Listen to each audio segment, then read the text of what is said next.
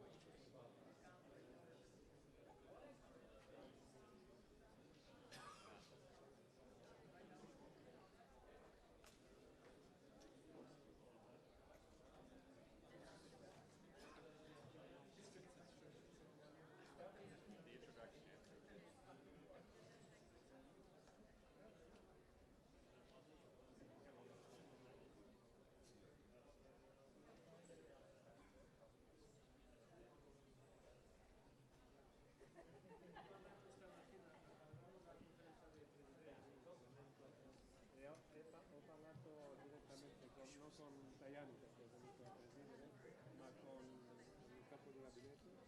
E non so, do il tuo numero, come facciamo? Te l'ho spiegato, se vuoi fare un'iniziativa con il Parlamento, quello dell'anniversario dell'amico dell'Anci. Adesso non lo sai, ma ti lascio il numero del segretario, lo chiamo. Posso chiamare anche dall'Italia, nel caso. No, ma ha detto, oh gente, dico, no, tranquillo, ma devo fare.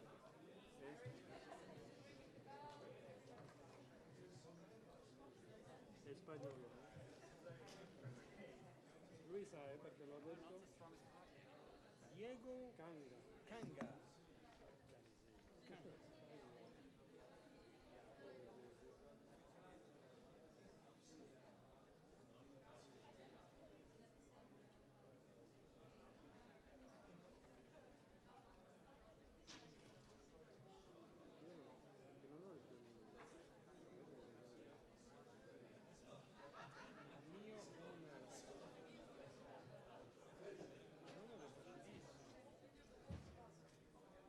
Io non lo so neanche io. No, è qui.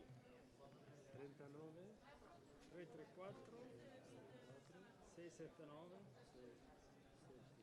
10 14. Allora che fai? Me lo mandi? Me lo mandi? Adesso facile.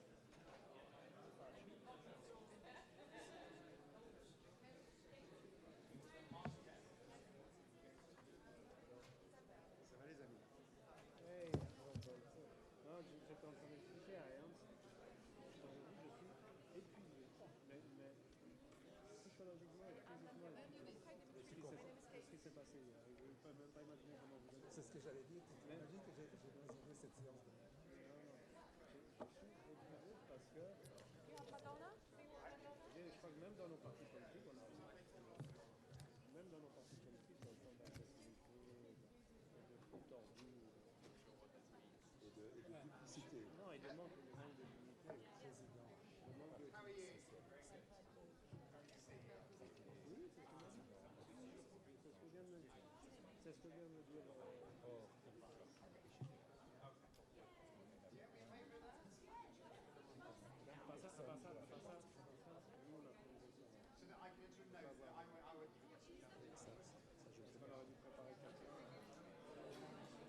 Les moments les plus humiliants a été quand le président Bruno, désolé, une photo parce que notre indépendante fondation culturelle attendait la liste des membres du bureau de la part de Silibek.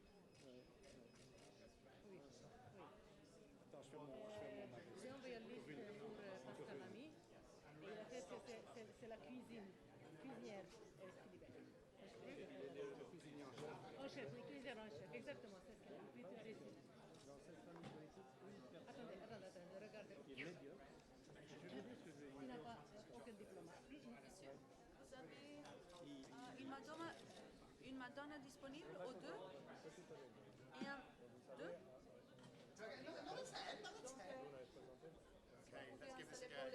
Pour les messieurs. Oui. Watch out the wires. It's easier because you don't have the chairs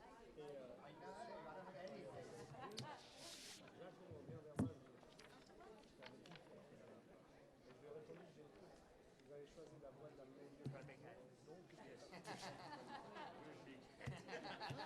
Et là, de nouveau, Ce qu'il a dit, je l'ai respecté, je dis désolé. Je suis quelqu'un indépendante et je vais faire... j'ai payé les prix aussi pour cela. Je pense que tu as payé pour ça. J'ai ouvertement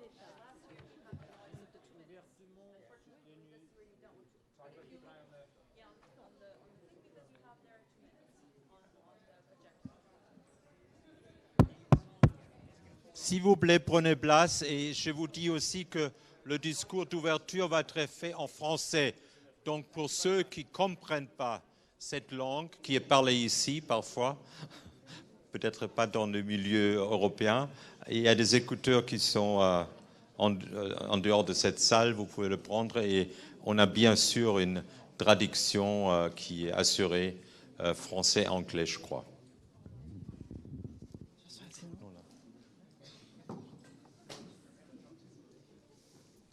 Very good start. On va laisser tout le monde avoir une traduction simultanée. Oui, oui. Bon. Chers amis, je voudrais introduire la deuxième moitié de notre Call to Europe. Ce matin, je crois on avait un débat énormément riche, un débat énormément intéressant et aussi un débat énormément promettant. En ce qui concerne les progressistes, il y a quelqu'un qui me dit qu'il a été inspiré par le discours d'ouverture de Massimo D'Alema. Après, il y avait un débat entre Stiglitz et Moscovici, et avec tous les experts, et à la fin, le président du Parti socialiste, il se demande pourquoi les socialistes ne sont pas élus, parce que normalement, avec toutes ces idées qu'on a développées aussi aujourd'hui, qu'on a mis sur la table, on devrait avoir un support de 100% des citoyens, mais ça, c'est un peu l'enjeu, et c'est l'enjeu, je crois aussi, de cet après-midi, de parler de la démocratie et de parler de la participation démocratique au sein de l'Union européenne.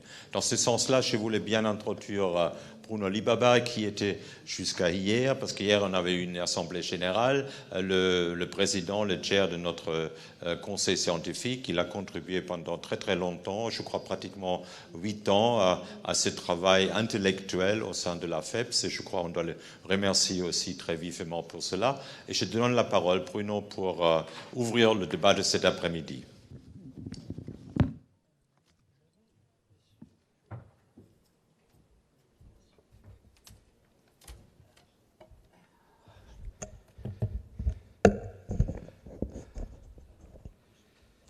Chers amis, d'abord, merci à Ernst pour cette gentille introduction.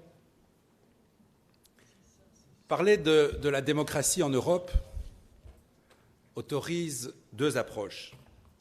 Celle que nous entendons le plus souvent actuellement est celle du pessimisme démocratique. C'est la préférée des médias, c'est la préférée aussi de la gauche dite radicale.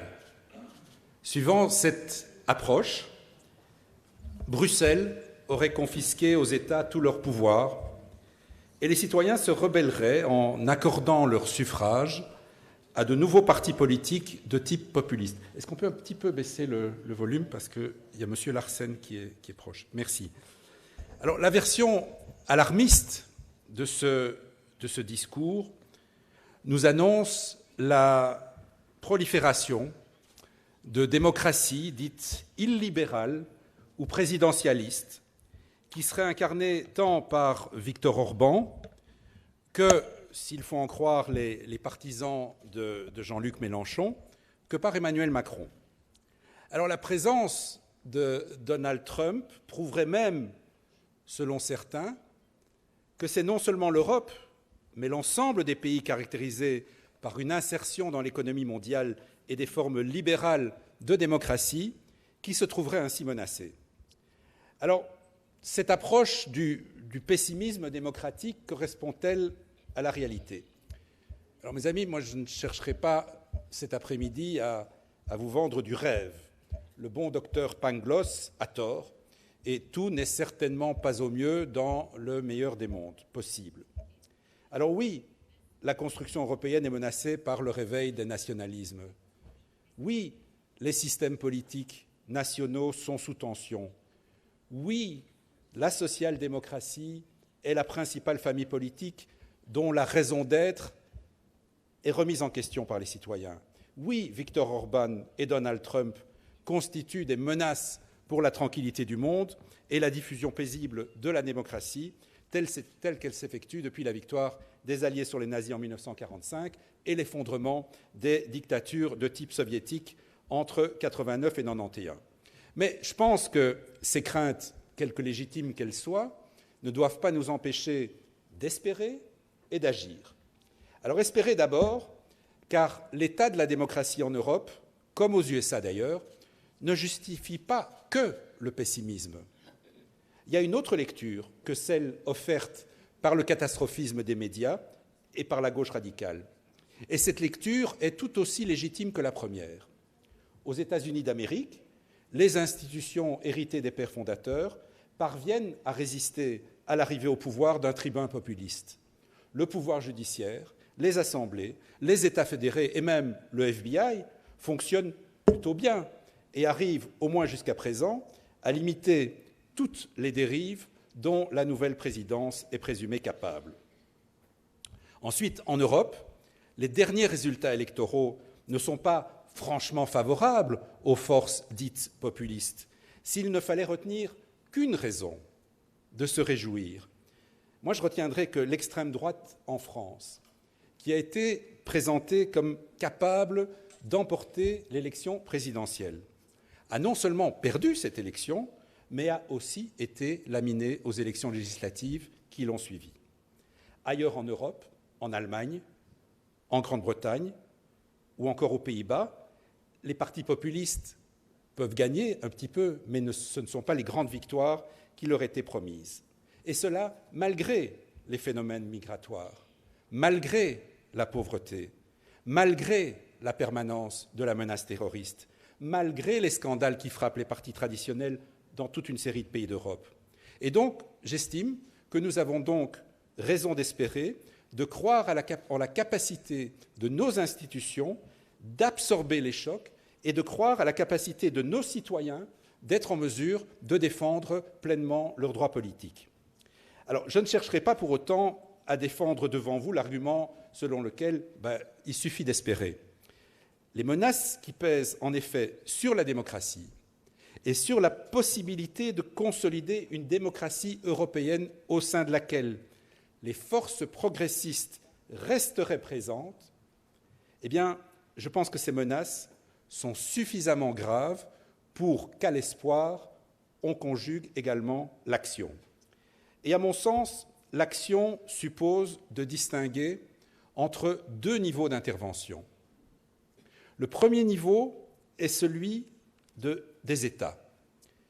Et l'enjeu, pour moi du moins, est d'y combattre l'abstention, c'est-à-dire de rendre aux citoyens l'envie de la politique, la soif du projet. Et à l'intérieur de ce niveau d'intervention, le choix est simple. Soit nous, progressistes de tous les États européens, nous osons, comme l'ont fait à la fin du siècle dernier les leaders sociodémocrates anglais, allemands, français et italiens, et comme le fait aujourd'hui aussi avec succès le président de la République française, dire le monde tel qu'il est, et je pense que si nous faisons ça, c'est sûrement une condition nécessaire pour, élection après élection, l'emporter sur la base d'une plateforme pro-européenne. Mais l'autre alternative, si ce n'est pas le choix qu'on fait, c'est d'imiter, ou plutôt de se mettre à la remorque de Syriza, de Podemos, du PTB en Belgique, ou de Jean-Luc Mélenchon, et nos victoires, pour autant qu'il y ait victoire, seront des feux de paille. Et ce ne seront que des feux de paille parce que le retour aux équilibres de 1945 est impossible. La nostalgie, mes amis, n'est pas un programme et il y a d'autres équilibres à inventer. Macron vient de montrer ce qu'il était possible de faire, même si c'est aux dépens d'un parti socialiste qui, notamment par ses divisions, avait créé lui-même les conditions de son échec. Et je pense que nous pouvons l'imiter, ou du moins nous pouvons nous en inspirer, sans pour autant devoir rejoindre les rangs des libéraux au Parlement européen. Moi, ce que je retiens de l'approche de Macron, c'est 3 éléments. D'abord, oser. Oser renoncer à la bureaucratie de la machinerie des partis pour lancer un mouvement qui est retourné sur le terrain. Ensuite, oser un projet européen. Enfin, oser rendre aux partenaires sociaux, et en particulier aux syndicats, un espace pour exister, même s'ils utiliseront cet espace pour se retourner ensuite contre le gouvernement. Et à l'intérieur de ce dispositif, qui consiste finalement à aller au-delà de la troisième voie de Third Way des années 90. La principale difficulté, mes amis, cette principale difficulté sera de convaincre la jeunesse. De la convaincre alors qu'elle est séduite par le discours rassurant, mais fondamentalement réactionnaire, de figures paternelles comme celle de Bernie Sanders, d'Oscar Lafontaine ou de Jean-Luc Mélenchon. Mais pour convaincre, il faut pouvoir dialoguer. Et c'est là le fondement de la démocratie. Une démocratie politique qui ne se préoccuperait que des jeunes, une démocratie politique qui ne se préoccuperait pas des jeunes et pas des entrepreneurs, eh bien, je pense qu'elle serait exposée au déclin, elle serait exposée à se transformer en un pays de vieillards et d'allocataires sociaux. Et de même, une social-démocratie qui continuerait à mettre en tête de ses priorités le maintien des avantages acquis et non l'émancipation et l'épanouissement de la jeunesse, l'accompagnement de la transformation des processus productifs, la stimulation de l'innovation et la création de richesses, eh bien, je pense que cette social-démocratie-là, je regrette de le dire, elle est déjà morte, même si elle ne le sait pas encore. Et vous me direz, mais qu'est-ce que tu fais des valeurs qui sont cardinales pour la social-démocratie, qui sont les marqueurs de notre mouvement, à savoir la solidarité et la redistribution? Eh bien, je vous réponds, ces valeurs doivent évidemment rester au centre de notre corpus idéologique. Mais nous devons nous rendre compte que nous ne sommes en mesure de les mettre en œuvre que quand il y a de l'argent à redistribuer. Et c'est la grande leçon des Trente Glorieuses et de l'époque du succès des sociodémocrates en Europe au siècle dernier, à la fin du siècle dernier. Et c'est aussi la leçon des échecs, la leçon que l'on peut tirer des échecs actuels des partis socialistes ou sociodémocrates qui, au gouvernement, n'ont pas été en mesure d'honorer les promesses électorales qu'ils avaient faites et qui ont vu filer l'électorat populaire vers les extrêmes gauche et droite ou vers l'abstention. Pour mémoire, lors des dernières élections législatives en France, le premier parti qui a réussi à obtenir le plus de suffrages chez les ouvriers, c'est le Front National. Mais laissons là le terrain des États et je voudrais à présent évoquer le deuxième terrain sur lequel les progressistes doivent, selon moi, être présents pour réconcilier les citoyens, la démocratie et le projet européen. Et ce deuxième terrain n'est autre que celui de l'Europe elle-même. Et c'est assez simple. Il y a quelques mois, la commission Juncker a présenté 4 scénarios pour l'Europe. Il revient, et je crois qu'on est tous d'accord là-dessus, il revient aux progressistes d'écrire le 5e. Nous ne devons jamais oublier qu'à l'origine, la construction européenne n'était pas un projet socialiste et que c'est au fil des ans que des socialistes se sont appropriés ce projet avant de le piloter et de lui donner son impulsion sous la double férule de François Mitterrand et de Jacques Delors. Alors réconcilier les démocrates, les réformateurs, les progressistes de tous les pays et le projet européen, eh bien, ça demande de la clarté et sans doute aussi un peu d'imagination. Et je crois que c'est cette imagination que le Call to Europe de cette année sollicite.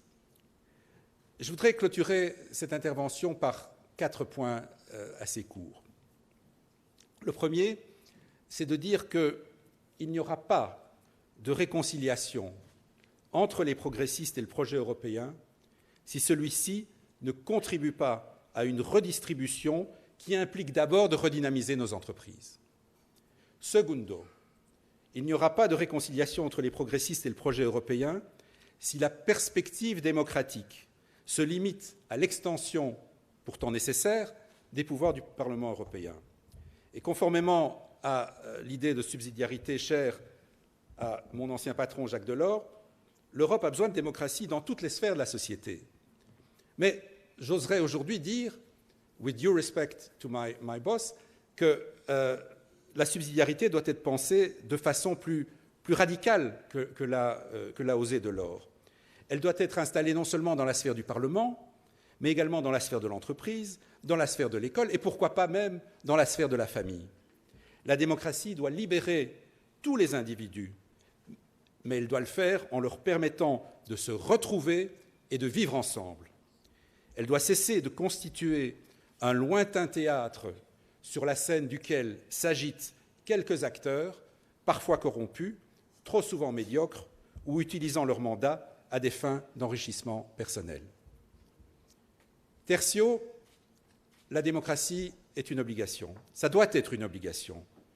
Nous pouvons et nous devons réclamer un budget européen, mais nous devons aussi rappeler aux citoyens que l'obligation d'acquitter l'impôt l'emporte sur celle de voter. Emporte celle de voter. Et je rejoins d'ailleurs ici une idée qu'avait évoquée mon vieil ami Gilles Finkelstein, qui est le directeur de la Fondation Jean Jaurès, membre de la FEPS. Donc la démocratie, ce n'est pas seulement une question de droit, mais ça comprend aussi une série d'obligations civiques.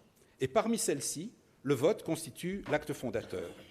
C'est pour ça que je pense que si l'Europe ne généralise pas l'obligation électorale, le vote sera le fait de ceux qui ont une pleine conscience de leurs intérêts de classe et non ceux que la modernisation risque de fragiliser. Et l'Europe ne sera in fine et au mieux qu'une zone de libre-échange et non l'agora d'une nouvelle Athènes.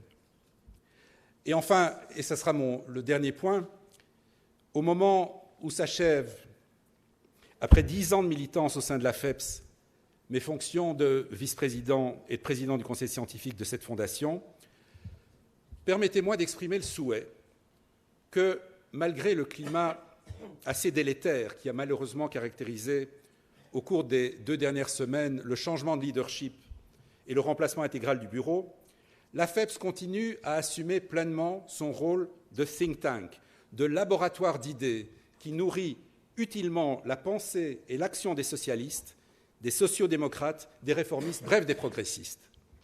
Depuis sa naissance, la FEPS l'a fait, et elle l'a fait avec succès. Elle a été reconnue comme telle puisque, je suis fier de le dire, nous figurons parmi le top 20 mondial des meilleurs think tanks. Une des raisons de ce succès a été le travail fantastique qui a été accompli avec dévouement et efficacité par notre secrétaire général Ernst Stetter et toute son équipe, que je veux ici publiquement remercier.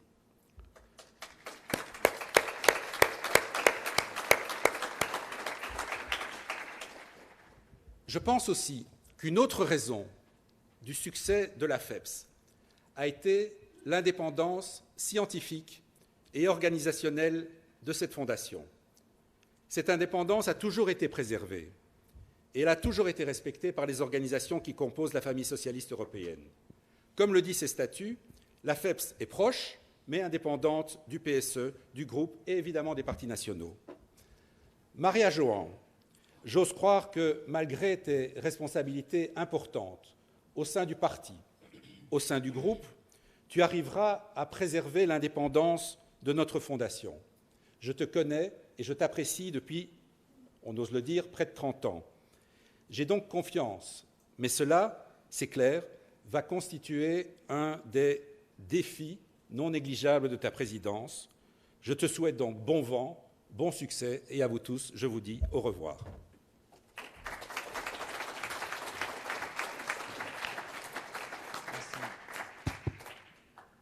Merci beaucoup Bruno pour ce discours. Merci aussi pour les remerciements que tu as exprimés auprès de moi-même et aussi pour l'équipe. Avant que je donne la parole à Maria João Rodrigues, qui a été élue hier présidente de la FEPS, je voulais dire encore une chose organisatrice. Vous avez, c'est où ça? Quelqu'un me l'a appris. Vous avez ici les biermat.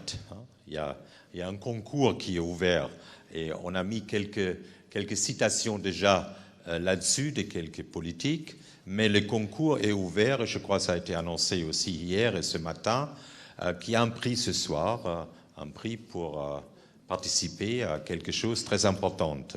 Et donc on va collectionner toutes les citations qu'on va imprimer sur ces biermat et qu'on va vous envoyer aussi après, parce qu'un biermat, c'est normalement quelque chose pour l'été, dans les jardins, on met son verre là-dessus, mais ça peut aussi réfléchir un peu. Donc, participez à ça.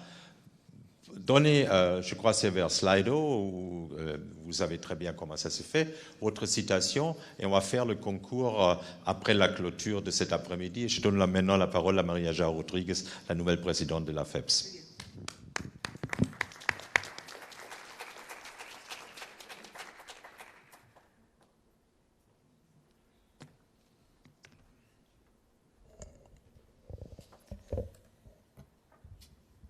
Et Bruno, merci bien de tes mots pour conclure ton intervention. Et vraiment, après une intervention aussi remarquable de ta part à la tête du conseil scientifique de la FEPS.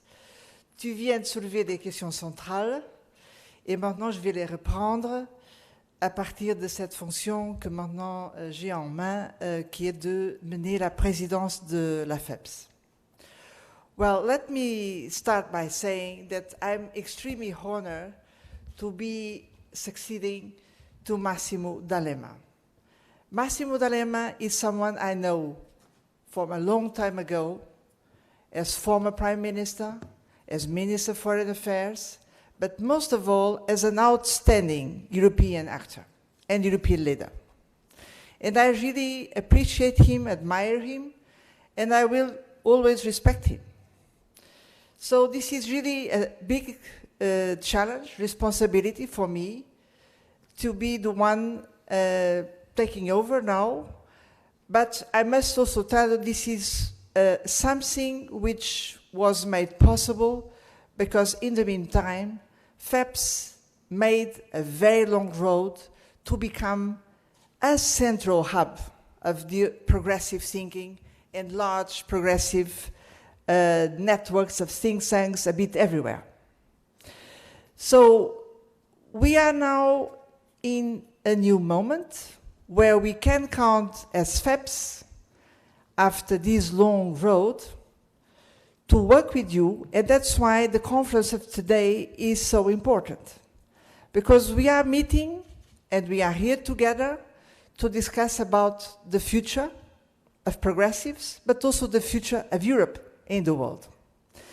And I would like to share with you my views about that in a very open way, because indeed, well, I'm coming also with an experience from the academic world. My last undertaking in this area was to prepare the framework program of socioeconomic research in the European Union. It's a very large program. But in the meantime, I'm also very busy in the world of the European policy making. And now, just right now, working with the so-called strategic resolution for the future of the European Union. Right now, today, I'm conducting this negotiation inside the European Parliament between the different political groups and then with the European Commission and the Council. Well, let me tell you my idea about the situation. I think we need to have, let's say, a hub plus a bridge. Let's make this metaphor. A hub and a bridge. A hub, we have it, thanks to remarkable work undertaken under the leadership of Massimo D'Alema and Ernst Stetter. Remarkable work. And the bridge, we need now to strengthen this bridge by creating a strong interaction between the world of the ideas, of science, of culture, wherever they are, open-minded, with the world of policy making. And I really believe, because I was experiencing these in different moments, moments of political breakthrough, that it is possible to organize this powerful interaction while respecting the autonomy of the two worlds. It's not an easy game, I know, but it's possible, and this is decisive if you really want to have a breakthrough.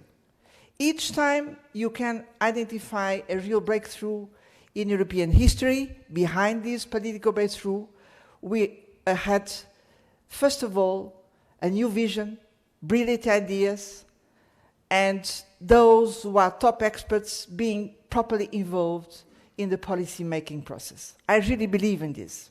And I will fight for this in any moment. You can count on me for this.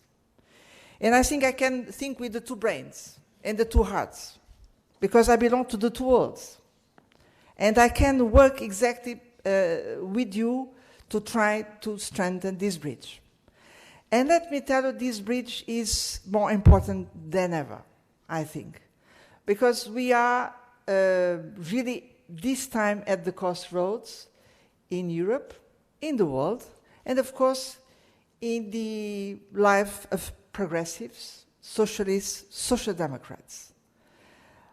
We are at the point where sometimes we listen, analysts, opinion makers saying, but is there any chance now for social democrats, for socialists, or are they in irreversible decline? And let me tell you what I really think. I think, no, what is in decline is some kind of old-fashioned ideas we have in political families. This happens in the history of political thinking and political action. But I really believe that our values were never more relevant than today. And I really believe our values are supported by the majority of the citizens, even sometimes this is not very clear for everybody. So what is at stake for me is we need to create a big moment of deep thinking and strong action.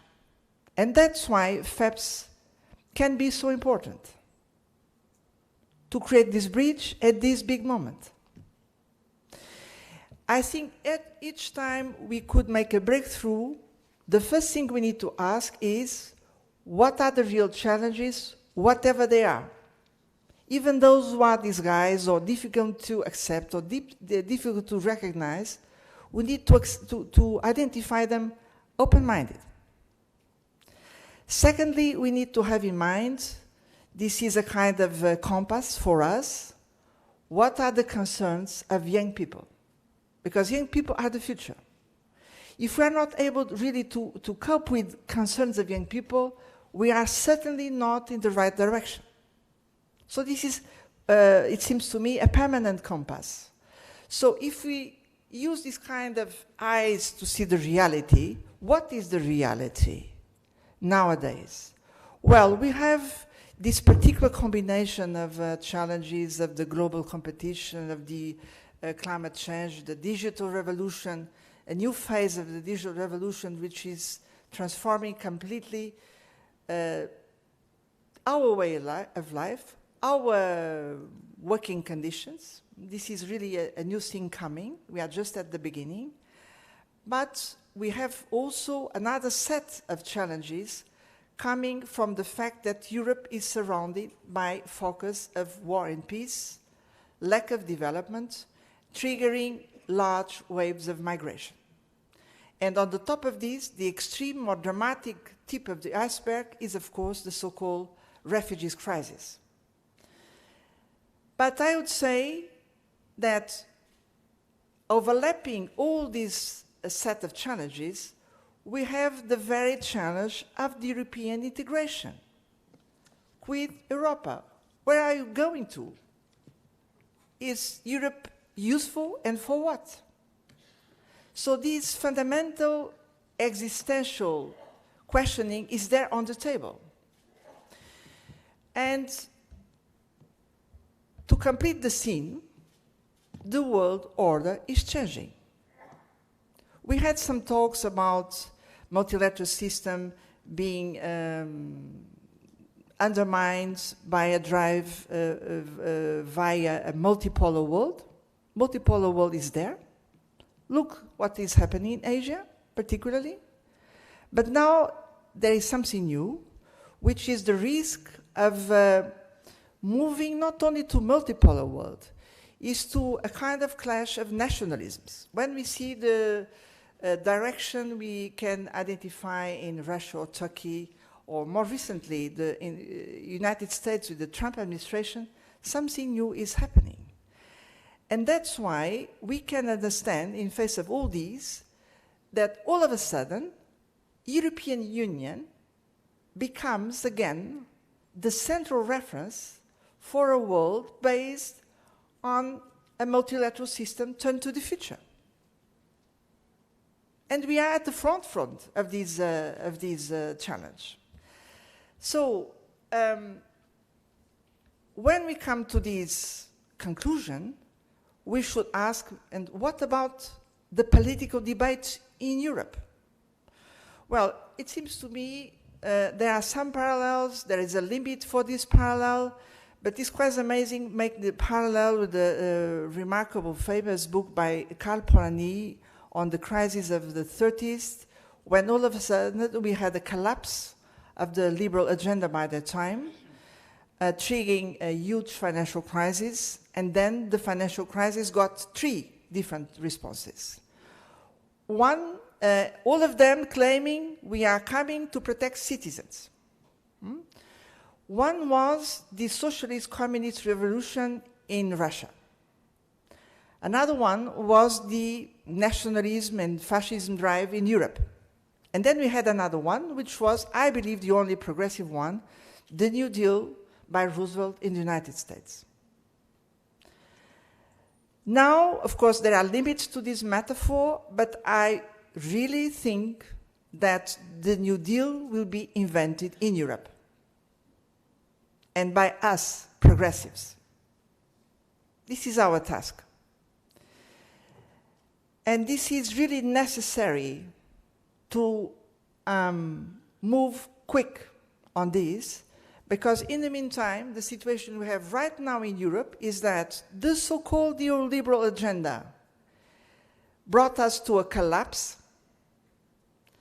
Many still don't recognize this, but we need to let's say, to complete this funeral, to show why we cannot go back to the neoliberal agenda, because this is pushing us to a disaster. But on the other hand, we have now a new actor emerging a bit everywhere, coming with a populist, I would say even nationalist talk, saying we are the ones who can come to protect people, to give back control to people. And I think we need to confront this new actor. We need to say clear and strongly that they are wrong, they are spreading a very misleading illusion. It's no longer possible to protect people going back to control by going back to national borders. This is a dramatic illusion. And what we must do is to say, yes, we are the ones who can protect people and enable people to prepare people for the future. But we believe that in order to do so, we need to have strong European solutions, not to replace national action. Of course, local national action remain necessary, but that's for sure. If you want to regain control of our lives, we need to have a much stronger and progressive Europe. And we need to make the case for this. And I believe that FEPS again can be crucial by articulating why, exactly to empower people, we do need to have better European solutions. Where are we now in the political life, European political life, when it comes defining the role of Europe and the road for the European integration? Because we are there now.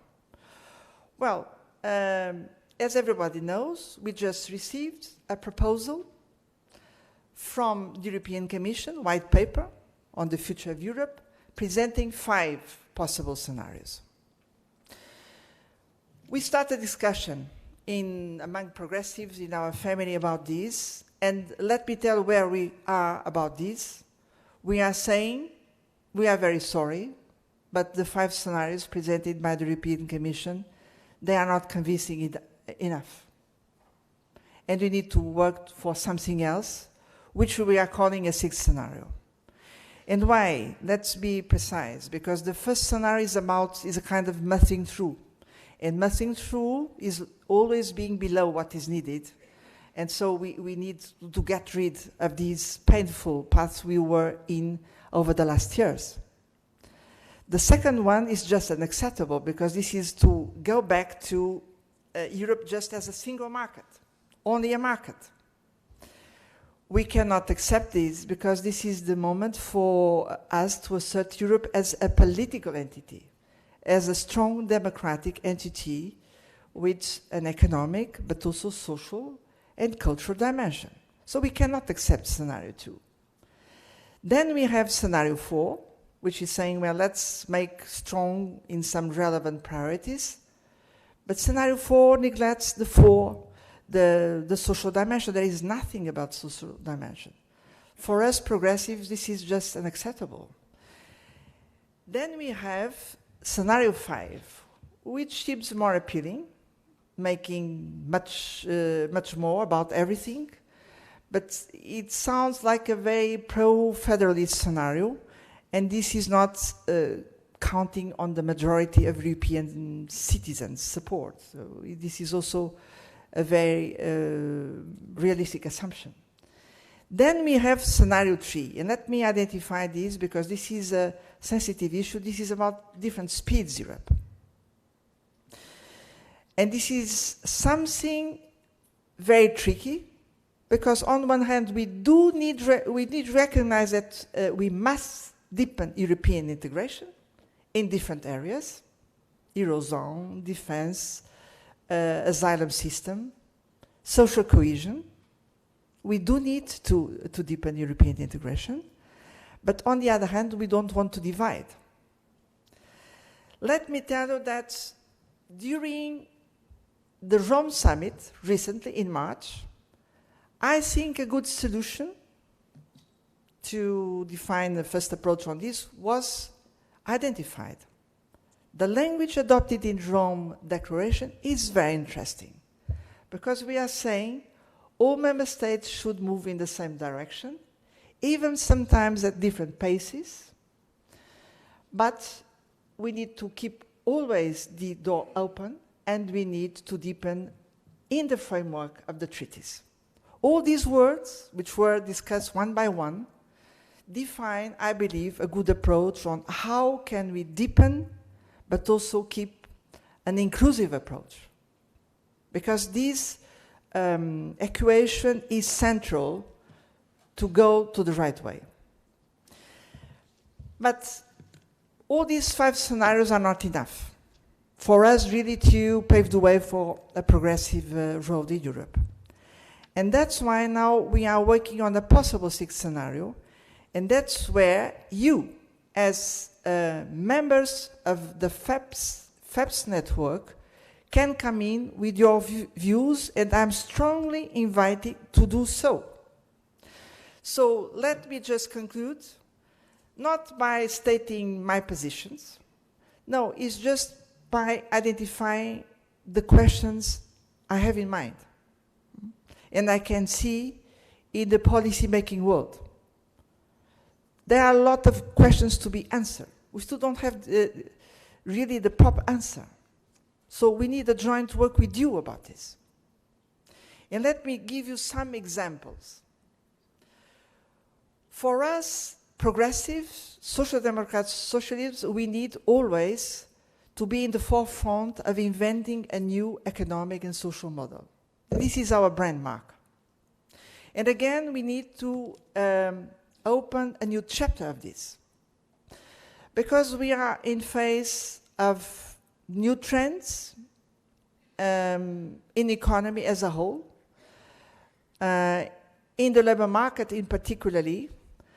If we think about the digital revolution, this will change everywhere, all sectors, because all of a sudden we'll be surrounded by smart and connected objects, and online platforms will transform completely the way we work.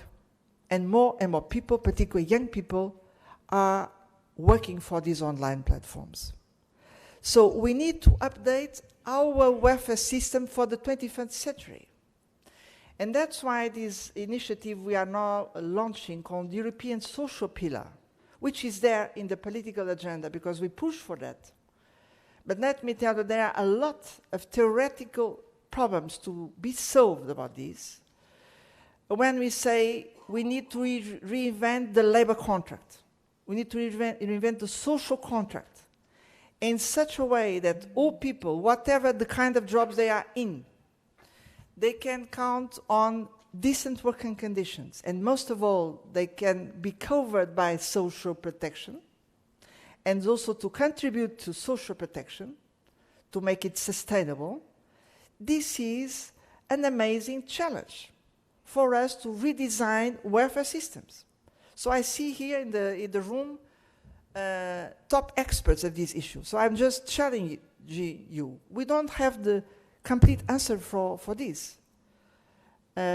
So work with us. Then we have another big priority for this sixth scenario, which is about a growth strategy which puts into question the very concept of growth, because we have the concern with sustainable development. For classical thinking in social democracy, this is a big challenge. To move to a simplistic view on growth, to a much more sophisticated approach on what is really sustainable development with the 3 dimensions and the long-term perspective. And as you know, we still don't have the full responses to this, but we know something for sure, is that these will require large-scale, future-oriented investment, building capacity. And when we have this approach, which is so central for us, capacity building, but we are also dealing with a framework about financial sustainability, the so-called financial discipline. Again, we are dealing with this all the time. How can we have more balanced public finances while promoting, while empowering our economies and our societies? I'm articulating the problem in very abstract terms, but as you know, these need to be dealt with in a lot of detail. What should be a properly investment strategy? How should this be translated into proper European instruments? And finally, how can we translate all these for the current reform of the Economic and Monetary Union? Because the problem is now finally on the table.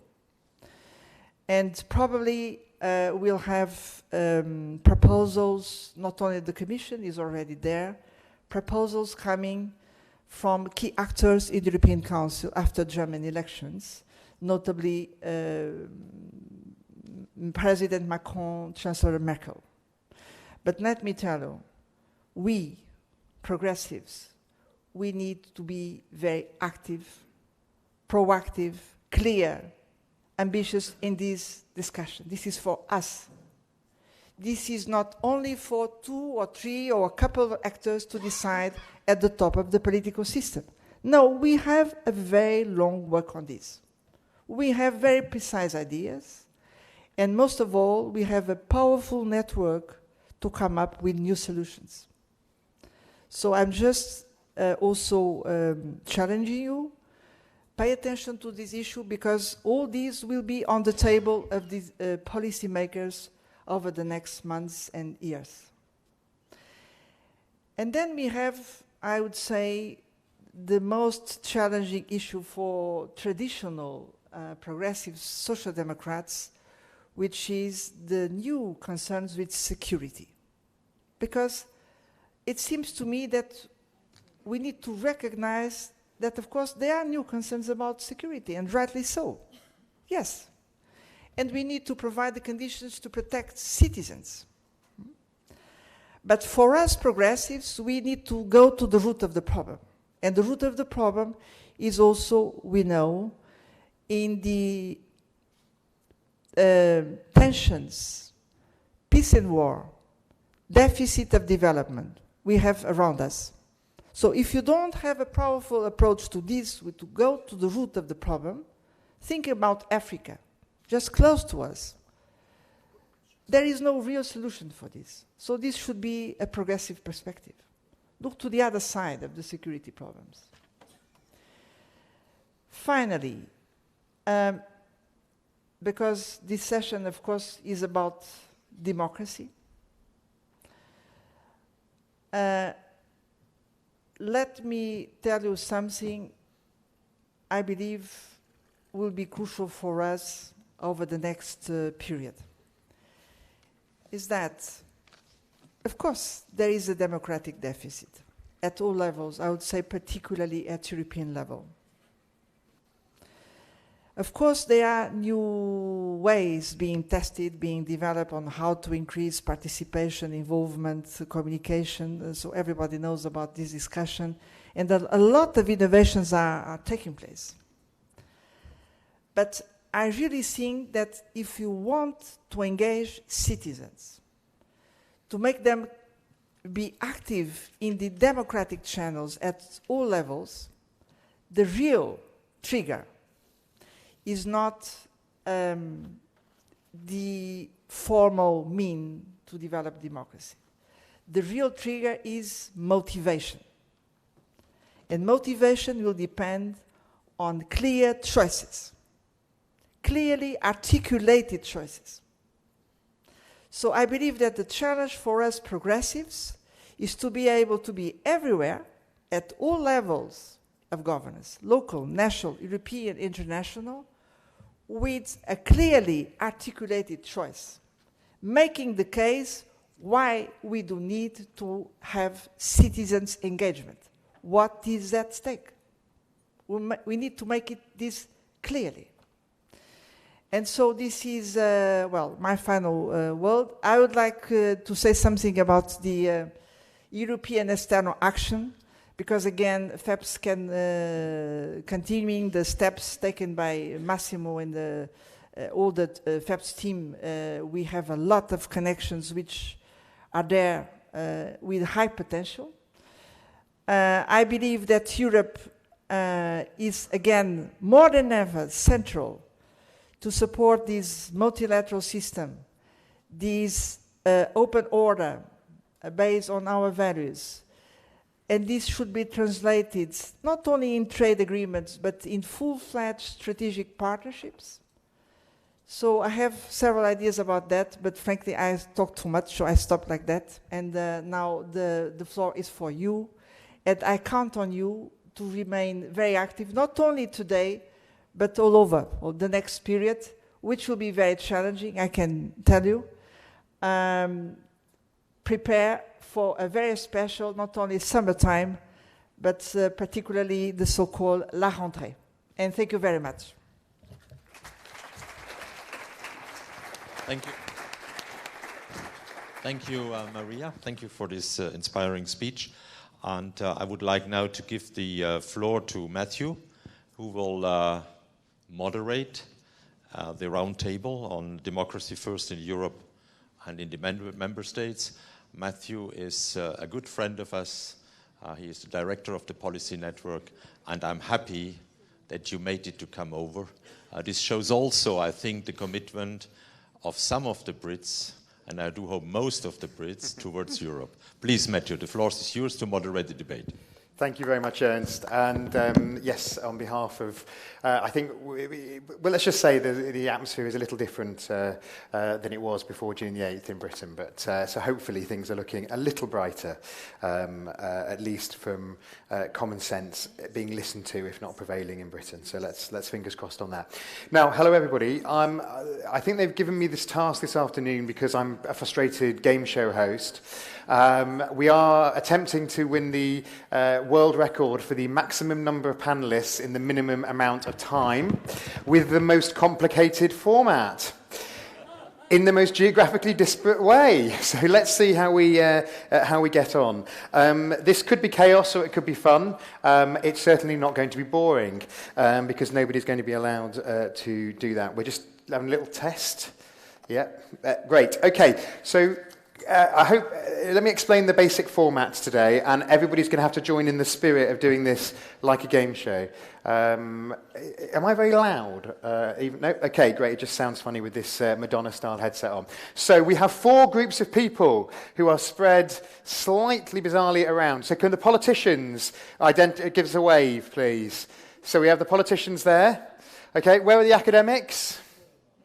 The academics are over there. You can tell they're the scruffy ones. Where are civil society?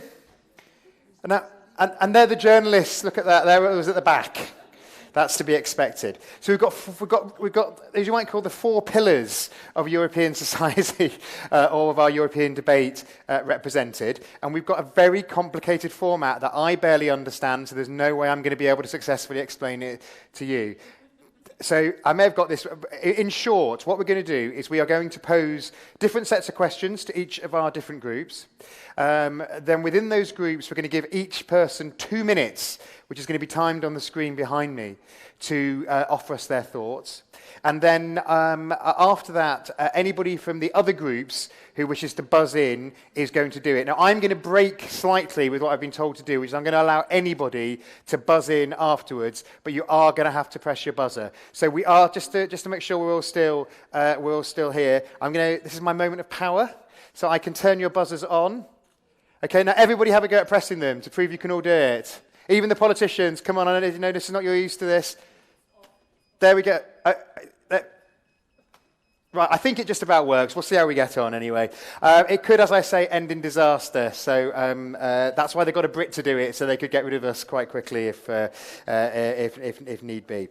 There are clearly far too many people for me to spend time introducing people here. So Maria is going to be my, in true game show fashion and 1970s style gender roles, is going to be my my glamorous assistant, as we would have said in the mid-1970s. So Maria, the timings are going to start when people start their speech, not when they introduce themselves. So I'm going to give everybody, they can introduce themselves with one line. So when it's your turn to speak, please give us one line, and I mean one line of introduction of yourself, and then we'll start your 2 minutes to speak. So we are going to start with the politicians, so I'm going to shimmy my way down here. So at least I can see them. And we are going to ask the politicians to kick us off. And I have got a little order. They don't even know what order it is. It's because too many people to do this. It's going to come as a surprise as to who goes first. I think we'll start with Joe, if we may. So I'm going to pose the questions, which are also going to appear on the screen. You're going to be timed to 2 minutes. Apparently, you don't get a sound when your time is up. You'll just get me stopping you. Okay? So this is a way to make myself very unpopular very quickly. And then what we'll do. So we'll get the politicians to speak. And then at the end of that, we'll open the buzzers and we'll free flow it across the room. Maria, do we have slightly less time now than we thought we did? So we need to compact it slightly. Okay. All right. So, Joe, but just before you introduce yourself, let me pose the first question. This whole session is asking what we can do to counter populism, to close, to reinvigorate the idea of Europe in the mind of electorates across the continent. So, Joe, let me start by posing you the question, how can... forget the right one. How and with whom, with which allies, both political and I think in a much wider sense, can we progressives change the terms of the debate from if Europe, i.e. should we be, the very sort of existential question, which we know quite a lot about in the UK, from if Europe to what Europe, what kind of Europe. So Joe, you've got one line to introduce yourself and then 2 minutes. Joe Leinen, since some time in the Parliament, and FEPS is a little bit my baby, as I was rapporteur for political parties and foundations. Very happy to have you all, and Maria, congratulations, and for the work you have to do.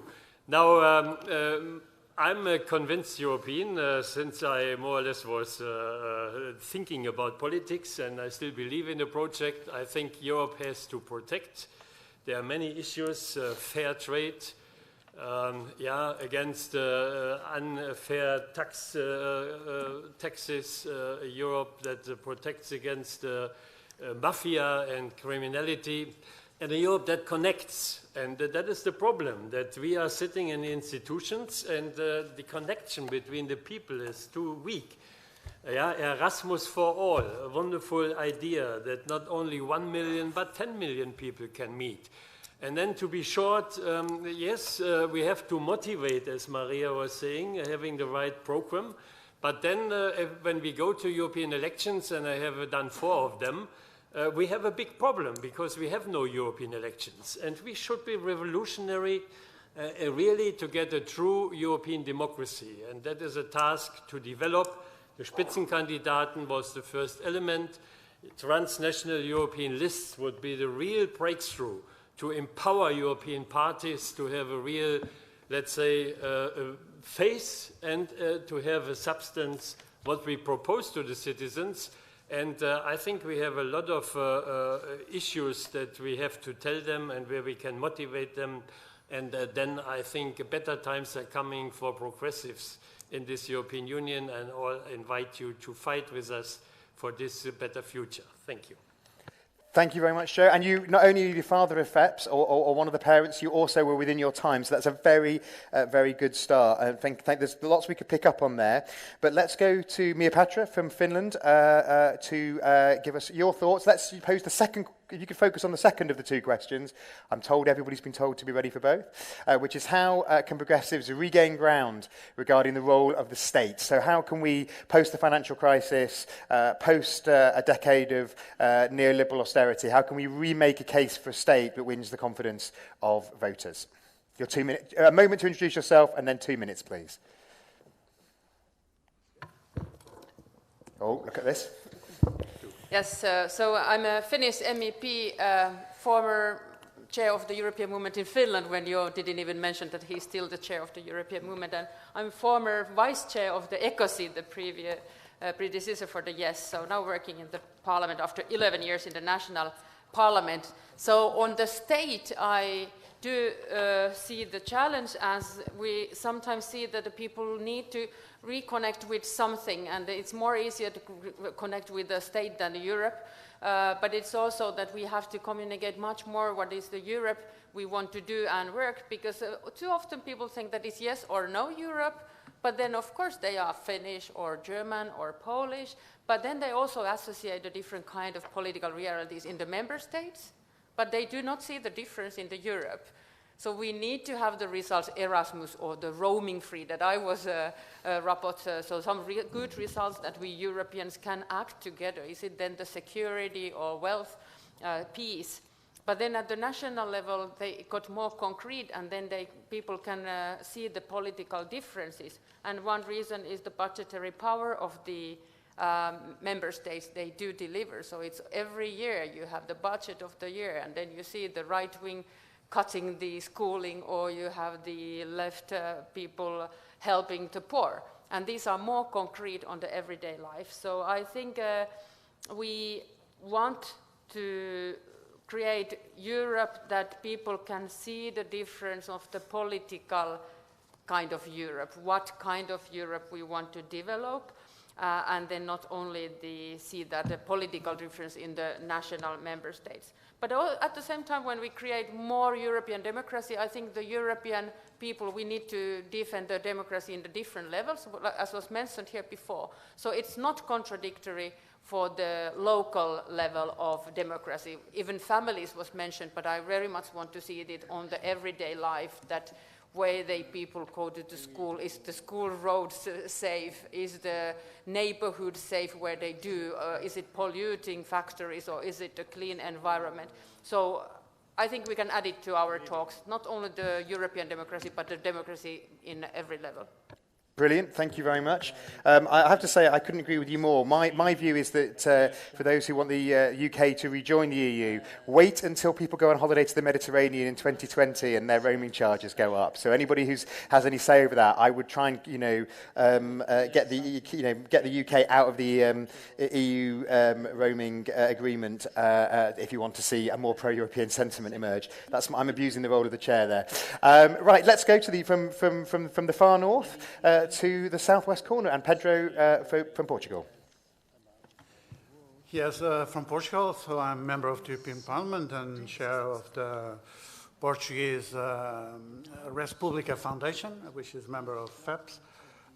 Let me tell you that I think that and we must recognize that the terms of the political debate in Europe are so full of technicalities that it can hardly be understood outside the Brussels bubble.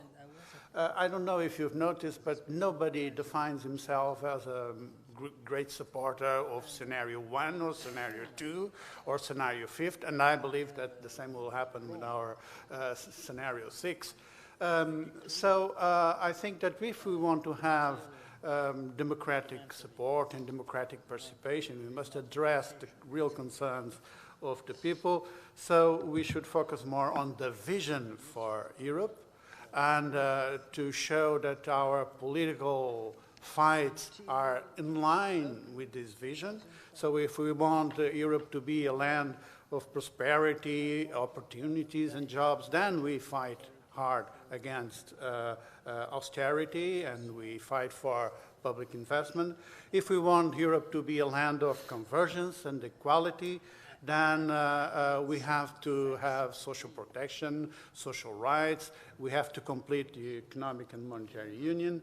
If we want Europe to be a platform of cooperation to meet the global challenges, then we must to have more European cooperation, not less. So present a vision and present our fights in line with that vision. Final remark regarding democracy. It can only be possible if different political choices are possible in Europe. Because if this financial cooperation and coordination and this economic coordination for structural reforms, if this all means that there's only one possible choice according with the rules, then there will be no democracy because choices will not be possible. That's an interesting point. We shall very much pick up on that. Let's now get an Eastern perspective with Boguslav from Poland. I'm introducing everybody with countries in a very non-EU but quite Eurovision style way, by the way, so I hope that's not offending anybody.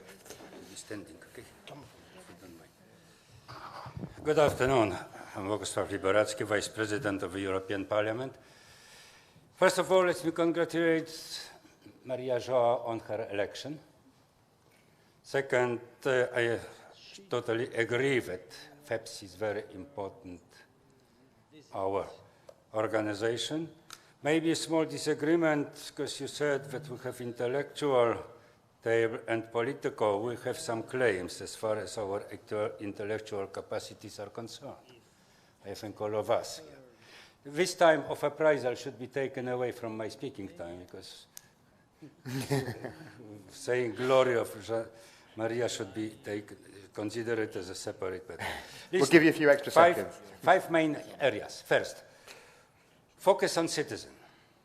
The second, get acceptance for Europe. The third, build trust. Second, protection. Not protectionism, but protection. Last but not least, meet people's needs.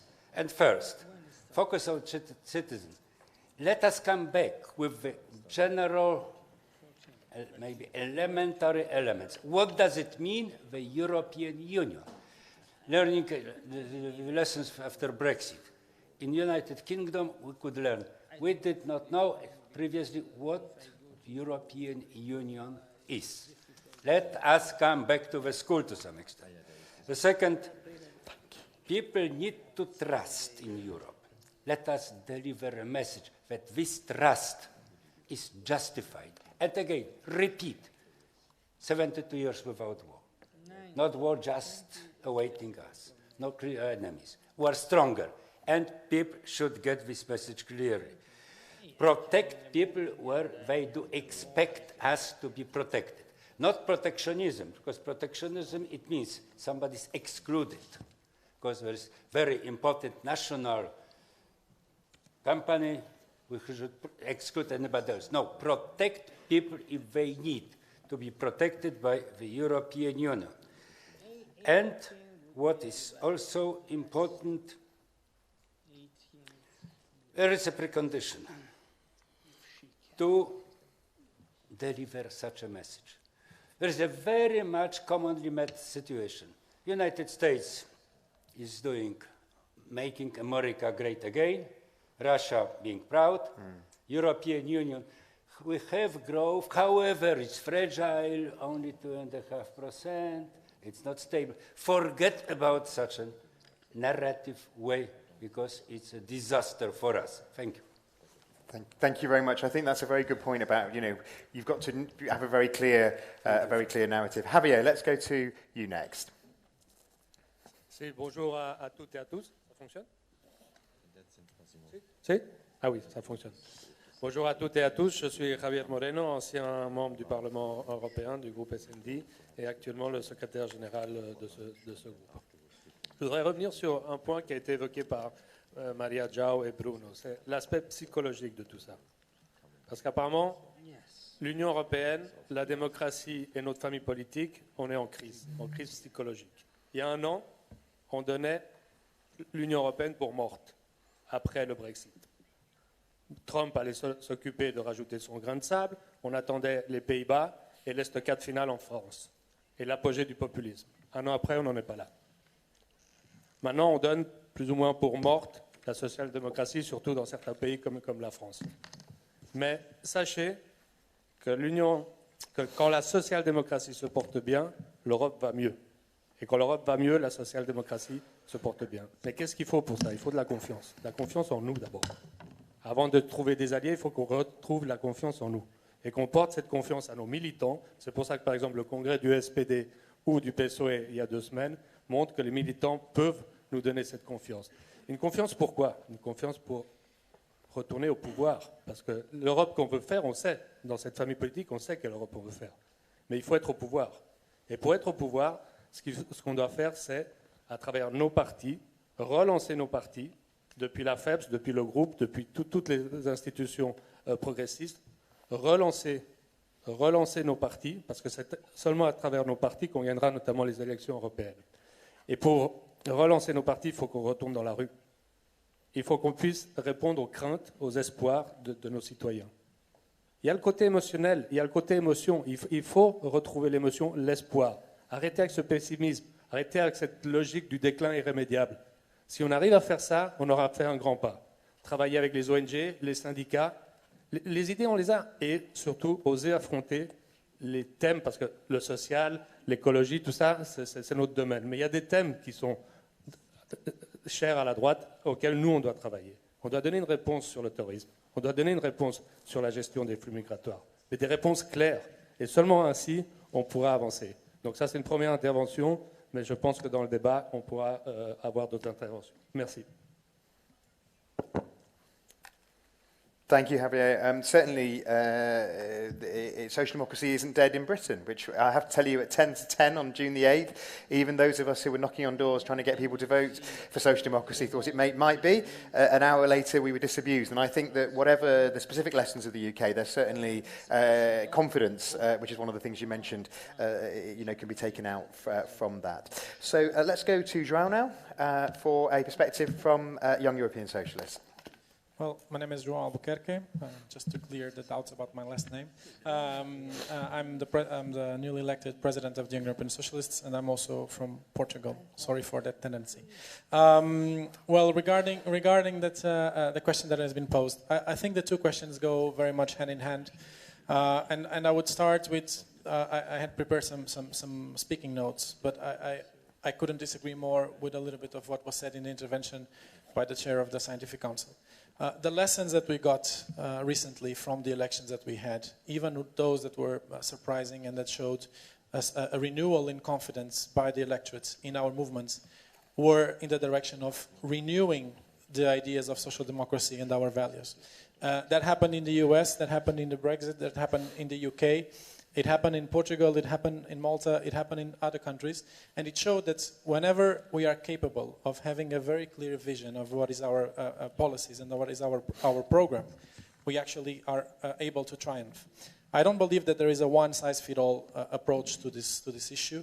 I believe that on a European level it has been extremely important, the rejection that was made by the president of the S&D group of the grand coalitions and how much that has allowed us to consolidate the vision that our place is in the left. But at the same time, of course, we have different approaches from different parties and different contexts that have to be taken into consideration. This means that I do believe that we have some points in common.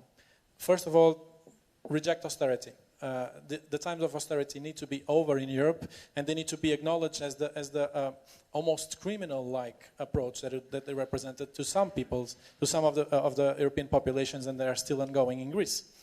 For example, we need to reject neoliberalism. It doesn't make sense that we are working hand in hand with parties that defend or try to implement a vision of society that goes exactly against what we believe and what we find right to this to society. I do strongly believe that this is going to be the debate, and I'm going to go back to this on the second point. But I think this is the question that we need to address: what kind of model of state and society do we want for the future? Thank you very much. And clearly in Portugal, the opposite of a grand coalition has seen electoral success. So we may well pick up on that theme in a minute. Now, last but definitely not least, Balázs, hit us with your 2 minutes addressing those 2 points, please. Thank you very much, Matthew. I hope you like this little dance we prepared for you with Mr. Liberatsky here. We had practiced it for long. My name is Balázs Bárány. I'm from Hungary. I'm the member of the national presidency of the Hungarian Socialist Party. Since you invited me here, I guess the best I can do is to give a little perspective on things from Hungary. But since we only have 2 minutes, it's going to rather be just a little insight. Actually, I want to talk about one thing, which is poverty, which is, I think, very much related to these questions, and I try to convince you why I think it is. For us, Europe has always meant opportunity, justice, and freedom. But my question is, what if you cannot live your freedom? How can you use freedom if you cannot live that? In Hungary, in my country, 40% of the population is considered to be poor. 40% of the population is living around or below the existence level. So I'm not talking about not being able to afford a second BMW poor. I'm talking about having difficulties to feed the child during summer break poor. I think this is absolutely unacceptable in Europe in the 21st century. And I think one of our duties, if not our biggest duty, is to fight poverty, to give everybody the real opportunity to make the living. And you can only do this, in my opinion, through the strong state. Because the market will not help the poor. Socialist governing and the strong state will help the poor. And why is fighting poverty so important in my point of view? Because poverty causes despair, and despair causes anger. And despair and anger are the two things which keep second-grade semi-dictators like Orbán Viktor in power in Europe. So if we fight poverty, we fight populists, and we fight for a stronger Europe. I think, therefore, it has to be one of our biggest duties to fight poverty finally. Thank you. Thank you very much. So a message there of fundamentals, both in what we're fighting for and in the passion with which we fight it. Right, the others. Because we have got quite short time, I'm going to. This is where it's all going to end in disaster. We thought it was going well so far, so I'm going to open the floor and we can have some initial responses. I'm going to take 5 initial responses maximum from everybody else to what's been said. Okay? So I'm going to. The politicians can't intervene here. I'm going to see if this works, and then basically, because I can't see the buzzers, we're going to have to sort of just play around. But anyway, who'd like to go first in responding from anybody else? And if nobody does, then we should all go home, and it'll be embarrassing. No, come on, somebody must have something to say from the groups. No? You all want to have your say first, don't you? And then you want to argue. Okay, all right, well, you had your chance. Let's see where we're going to go to now. We're going to go to the civil society actors who are there. And we're going to go through and give you 2 minutes each on your slightly different set of questions. I'm hoping that when they get the chance, the politicians will take the time. So, you have to, you need to get in there. Okay, so the questions, can we have the questions for the civil society on the screen, please? So I can read them. And we will take the, let's start, I think we'll start with Anna. If we may. Anna, and let's start with the question 1 to keep it straightforward. How can progressives organise new majorities for Europe and for working together on a European level when what we sort of saw for half a century, the kind of civic consensus that Europe was a good thing, may not always do the right thing, but was broadly a good thing, has broken down. How can we rebuild that, and particularly rebuild that for a progressive Europe? Your 2 minutes, please. Just introduce yourself as well. Thanks. Thank you. I'm Anna Diamantopoulou. I'm president of a Greek think tank which works on reforms. I've been a European Commissioner, and this is the experience I have from the European things. It is not only the permissive consensus which is over, it is also the traditional divisions. So I think that it is not so wise just to try to find in what we are different, in what we are different from the conservatives, or in what we are different from the left. Everything is different. The world is different, the economy is different, the new generation is different because they work, they grow up, they are educated, and they work in totally different environments. So if we want, according to our principles, and only on that, because this is the one which never changes, the principles and priorities we had, if we want to stick on that and to mobilize people, so to create majorities, I think we have to choose priorities which speak to human beings. And this is how to live, so to have a job and to make a family, to dream and not to have a fear, a constant fear. So I think there are three big issues in titles that we have to be very concrete and to work on that, making very clear that Europe is the only solution, European Union is the only solution to that. And these three things is first, jobs, but not in the way we discussed for jobs 10 or 20 years ago. Now we have the gig economy, jobs are totally different, the creation of jobs is quite difficult. The fourth industrial revolution is here, and we have to show that things have changed.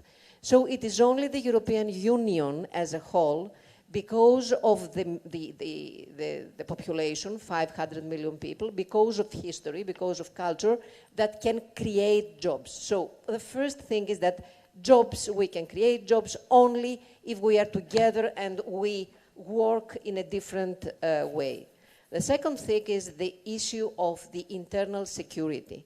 There is fear everywhere in Europe.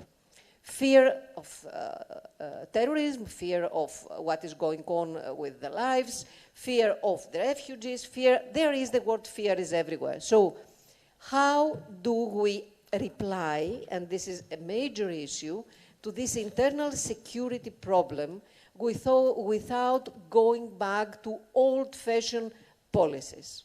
And the third issue is about the migration and refugee issue, which is here to stay, because we know that next years will be very difficult. So how we reply to an issue which has to do with the acceptance of the problem and the inclusion of the refugees. Thank you.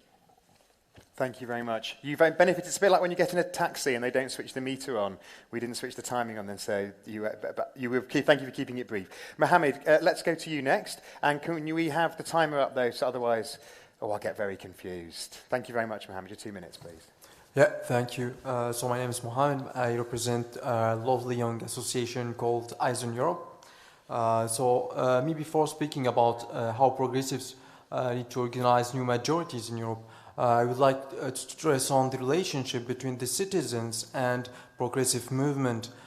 In fact, EU citizens, are they really eager, or are they really ready to support a progressive movement or the European Union? It's not sure, in fact. I have here a number, like according to the most recent surveys requested by the European Commission, Eurobarometer, only 47% of the Europeans trust the EU. So, under the half of European citizens do not trust the EU. I think it's very problematic.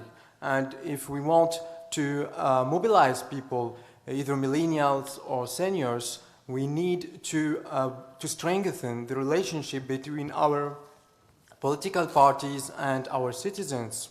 So we randomly mentioned the stressed this trust between citizens and institutions. Mr. Stiglitz said, I think earlier, that one of the consequences of high unemployment will be a decrease of trust between citizens and public institutions. But on the last European election, it was also true.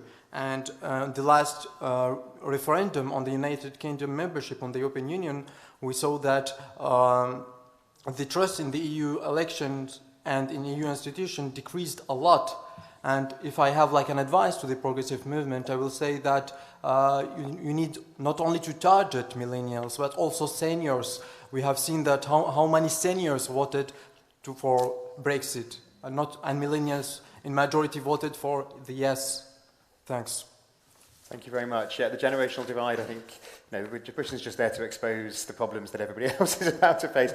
Barbara, if we look at I'm going to move now to Barbara, who has been at the forefront of civil society campaigning in Poland. And if maybe you could focus on the second point, which is, you've been very successful in mobilising people in a country which doesn't have a single progressive in the national parliament, but you've been able to, you've been part of a much wider social movement. So maybe you could give us some insight into how progressives use wider social movements to take progressive causes forward.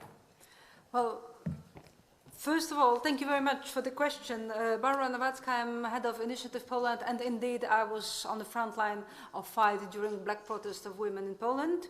And then we were very successful as progressives. I think that was for the first time the agenda that was debated not only in the parliament but also on the street and got massive support was coming from progressive agenda.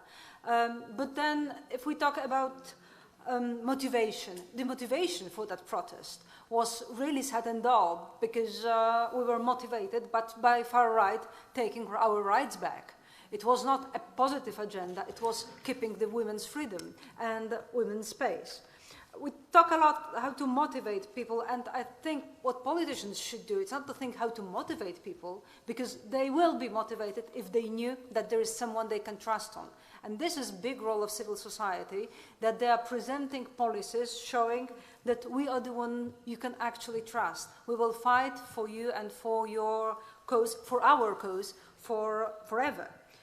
We hear a lot of words about trust, but also about people are afraid of their future, are afraid of their future in the European Union, are afraid of their future in the world, are afraid of losing jobs, and in many cases, like Poland and Hungary, they're afraid of future of democracy, because they know that without the democratic framework, we wouldn't be able ever to be a free society. And we do have our dreams, but to fulfill our dreams, we really need a progressive narrative, a progressive politicians. Not necessarily being well established in the party, but being those who will fight for our causes. And that's how we manage to succeed, not only with women issues, but at the moment with our environmental issues, which are one of the front line of fight with law and justice, ultra-conservative government. And we keep on fighting anyway. Thank you very much indeed. And we fight with you as much as we can. But as you say, turning to a new generation of leaders is an interesting point. Let's go to Dimitri now. Hello, my name is Dimitri Lemaire from Particity. So we organize citizens' debates, and we try to randomly pick the citizens in order to get new people that are not normally in the political debate. So on the first question, basically, what we see and what we believe is that we should really enhance the political debate through the citizens. The citizens should also have a space to debate, and we should start bringing citizens together, for them first to debate among themselves with experts, with politicians, but first among themselves for a day or two on a specific issue that a political party, a parliament or a minister would like to address. Bringing these citizens, experts and politicians together, always on a specific subject with professional moderators, will allow a real interaction with political parties, will allow to motivate your citizens again. I've heard today motivation, trust, il faut oser, focus on vision. Try to get your citizens back into the debate. Try to get them back on board through giving them the floor a little bit among them and to listen to them. I think that is today fundamental if you want to advance and if you want to modernize politics. So basically we've been working on this for a few years, and I think that political parties such as and parliaments should really institutionalize the access to citizens to the debate by giving them the floor and by giving them the space and the time to debate. Well, that's all for the moment. That's excellent. Okay, and one of the ways we can do that is obviously through digital engagement. So, Elisa, that's your field. So why don't you give us your thoughts? Yeah, thank you. So I work for the European Citizen Action Service. It's an NGO based here in Brussels, protecting citizens' rights in the EU. And one of our focus areas is digital democracy.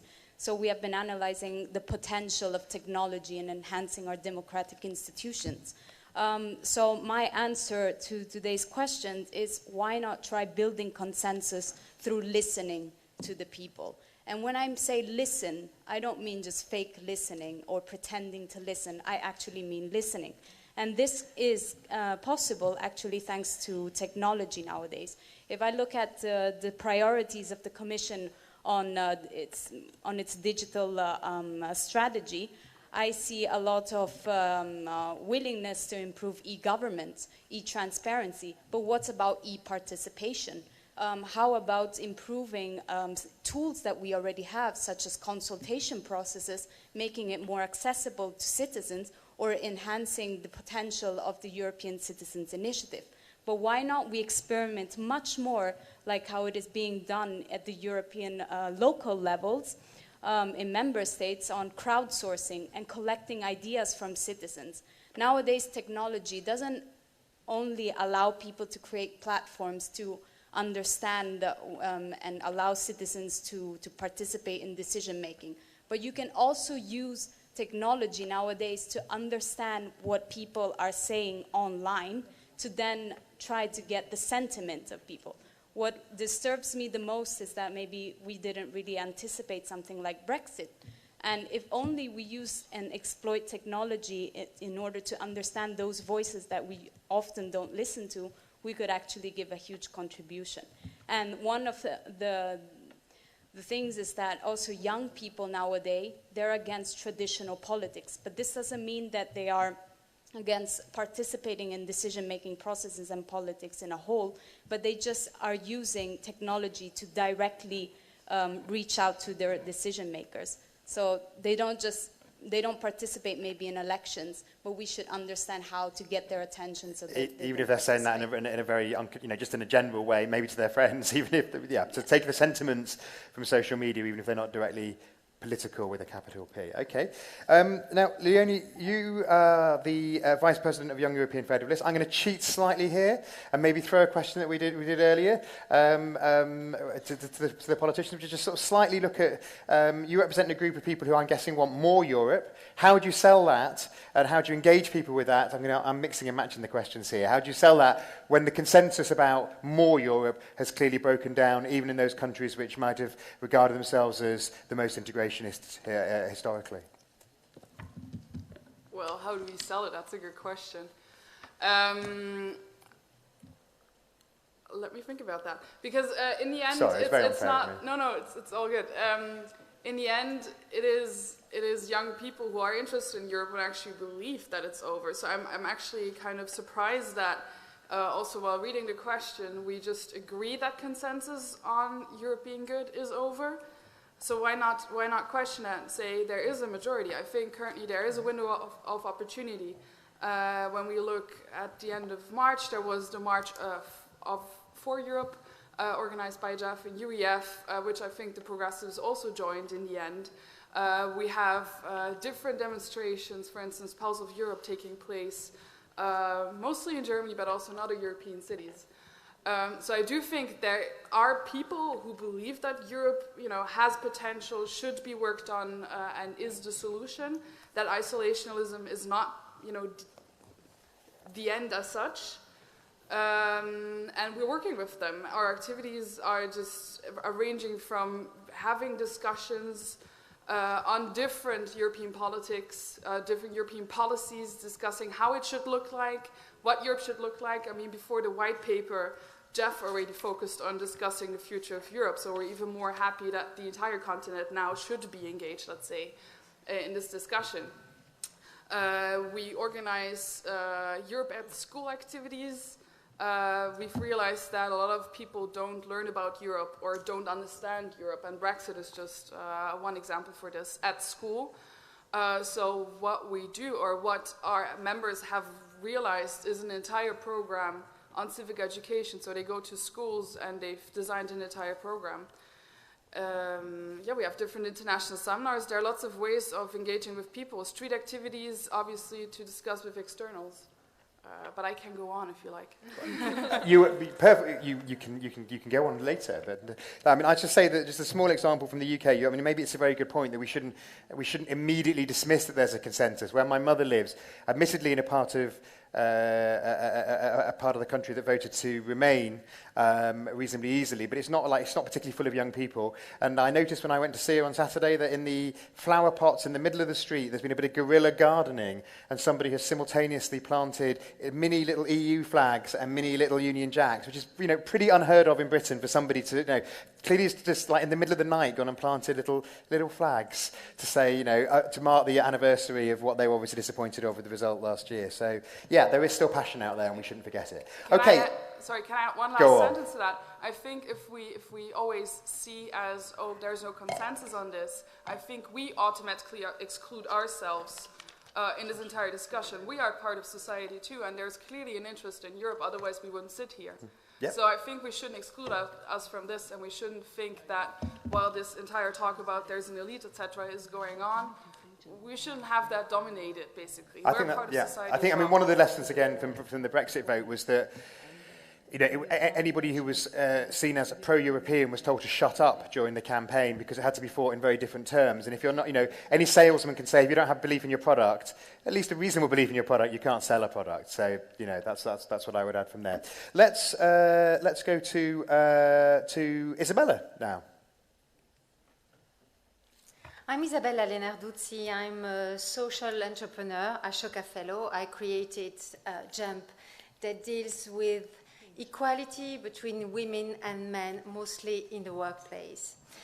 The second question is of much interest to me because we need also to do our mea culpa in the civil society. Many political responsible ministers or members of the parliament do express the lack of support that they feel from us, from organizations, because very often we do not support enough these people that are so darefull and ambitious to really bring change into their country or in Europe, and because we are afraid of being too much linked to a political party or to some political individuals, and I think we are wrong. For example, Maria Arena, who is a member of the Parliament, European Parliament, tried to gather some feminist associations around her because she was really lacking of support from the citizens. And after 2 meetings, unfortunately, some of the organizations decided not to go forward because it was too complicated at a political point of view.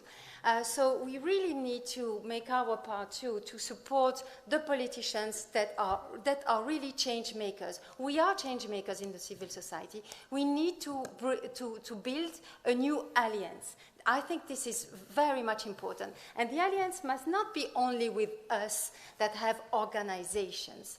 Because thanks to social medias, there are more and more really normal citizens, but angry citizens that do share so well their anger and their positions, their ideas, their opinions, that they have a bigger and bigger community, that they are really real influencers. Some of our organizations had even less impact than some only active citizen. And I think that there also we need to have a broader alliance with them. Active citizens on social medias, our organizations, and therefore and change makers that do politics. Perfect. Thank you very much. And Lord Christina, so we need to harness and garner anger that's out there. How can we do that? Okay, hi everybody. My name is Laura Krause. I work for a Berlin-based think tank called Das Progressive Zentrum, and I had the Democracy Lab that we just founded there in April that deals with the future of democracy. I want to get to the question that sort of already resonated here with how we can, well, if we don't have the consensus anymore, or maybe we still have it, what is at the root of that? And I think there's one aspect that we haven't heard from yet, is that there's political disenchantment, and there's disenchantment with the results of politics, but there's also disenchantment with the process. And I think that progressives need to tackle both aspects of this problem to be successful again, and to actually help us all tackle the entire problem of the future of democracy. So one way, obviously, which we already heard from also at the political table, is progressives need an agenda, and we really need to put forward a program to explain to people again, why do we want political power? What would we do differently? What are the societies we are striving for?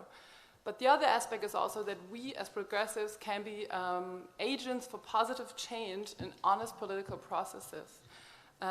So I would really like to see progressives take on the task, both at the European level as well as the domestic level, to update democratic institutions, to make the political process more transparent, and to think of new ways how to enable engagement and participation by citizens, while at the same time restoring trust in representative democracy. Because I personally don't believe this has to be contradicting issues, that they can be two sides of one medal, but we don't talk about it in that way, yes. So this is what I would like to see, to really understand also our own institutions as modern in the best way, as progressive in the best way, and to, in that effort, also help reform the institutions that we, in the end, are responsible for the policies that then, in the end, affect people's lives. Thank you. Perfect. Thank you very much indeed. Okay, so we've heard from civil society, we've heard from the politicians. Now I'm going to try this again and see if anybody wants to. Now they will, guys. So anybody who isn't a politician, I'm going to come to you first. This is an incentive, but if not, they're going to fill the time. Okay, so I'm going to put the buzzers on. Let's see who gets. Do we have one? Do we have one there? Oh, go on. Oui, merci. Je voulais revenir sur un thème qu'a évoqué Anna, très important, qui est l'immigration. Zapatero disait qu'on peut mesurer la qualité de la démocratie dans un pays à la manière dont on traite les étrangers. Et en ce moment, il y a des pays qui sont très malades. Deuxième chose, c'est que c'est vrai que peut-être la bonne gestion des flux migratoires n'apporte pas de voix, mais elle peut faire perdre des élections. Donc, je pense qu'on doit d'abord, Anna, comprendre que ce phénomène ne va pas s'arrêter. Ce phénomène ne va pas s'arrêter. Ensuite, que les immigrants qui arrivent, ils vont rester. Donc, qu'ils soient réfugiés ou migrants économiques, ils vont rester dans nos sociétés, donc il faut les intégrer. Et donc, il faut qu'on ait une approche progressiste pour gérer ce phénomène. Basée sur deux choses, la solidarité entre États, mais aussi entre citoyens. Et la deuxième chose, une approche holistique. D'abord, il faut favoriser l'immigration légale. On en a besoin. On a besoin en Europe de l'immigration légale. Ensuite, c'est clair qu'il faut lutter contre l'immigration clandestine. Mais quand je dis l'immigration clandestine, ce n'est pas contre les migrants. C'est contre les trafiquants, les entreprises qui emploient les migrants dans le marché noir. Et surtout, il faut les intégrer. Et le dernier point qu'on doit développer, c'est développer un partenariat, et je dis bien un partenariat, pas de l'aide, avec les pays d'origine et de transit. Je pense que si on a une approche holistique, on a essayé ça il y a plus de 10 ans en Espagne, et ça marche. Donc je pense que c'est une des questions auxquelles on doit répondre en tant que progressiste, et je voulais le souligner. Merci. Brilliant, Javier. Thank you very much indeed. Okay, I'm going to take a contribution that's not from a politician, if there one comes. And have we got a microphone for the audience, if I want to go crazy? Yes, okay. So we're on standby with that. So is there a contribution for anybody who isn't a politician? This gentleman here, who I'm taking his word he's not a politician. Oh, no, hang on. We're going to let the journalist speak. Then while we find a microphone for you, sir, we're going to go to Maria. Hi, is this working? Yeah, great. So actually, it's more a question. Well, I'm a journalist, so this is quite, not a surprise. So it's actually both for the civil society, but also for the politicians. After hearing you all, I have the impression more and more that there's some kind of generational gap. And I wonder, what are you doing for overcoming it? Because I don't think, I'm of course coming from, let's say, the millennial side, but I don't think it's good to have a generational gap and not being able to talk to my elders and, learn from the experience and so on. But it's clearly when we are talking here about the new technologies or new points of views and so on and so forth, there's also something, I guess, to do to reach people who is older and is not so technologically savvy. And I also think that maybe in 10 years we are going to be the ones who are not so savvy anymore. So what are you doing to try to overcome this? Thank you. Okay, I said I'd let this gentleman speak. Again, limited to the maximum of a couple of minutes. Microphone is heading your way. Just bear with us a second. 30 seconds, even better. Okay, I'd just like to reply to the gentleman on the left who spoke of the holistic approach. Well, does this get through? Yeah. I don't know. I have often the impression that the word holistic is not really understood, because I seem to be witnessing a kind of holistic fragmentation. Javier, do you want to come back on that? Oh, sorry, I have to press... There we go. Apparently you can speak now, because I pressed the button. Oui, quand je dis une approche holistique, en fait, moi, je suis fils de migrants. Et j'aimerais qu'on applique ce qui s'est appliqué à moi. C'est-à-dire, mes parents sont arrivés en Suisse avec un contrat de travail. Ils avaient le même traitement que les Suisses qui travaillaient, comme mon père et ma mère.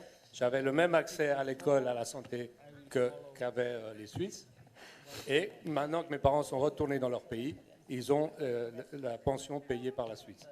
Donc c'est ça l'approche holistique. Ce qui veut dire qu'on lutte contre l'immigration clandestine, qu'on lutte contre l'exploitation des gens.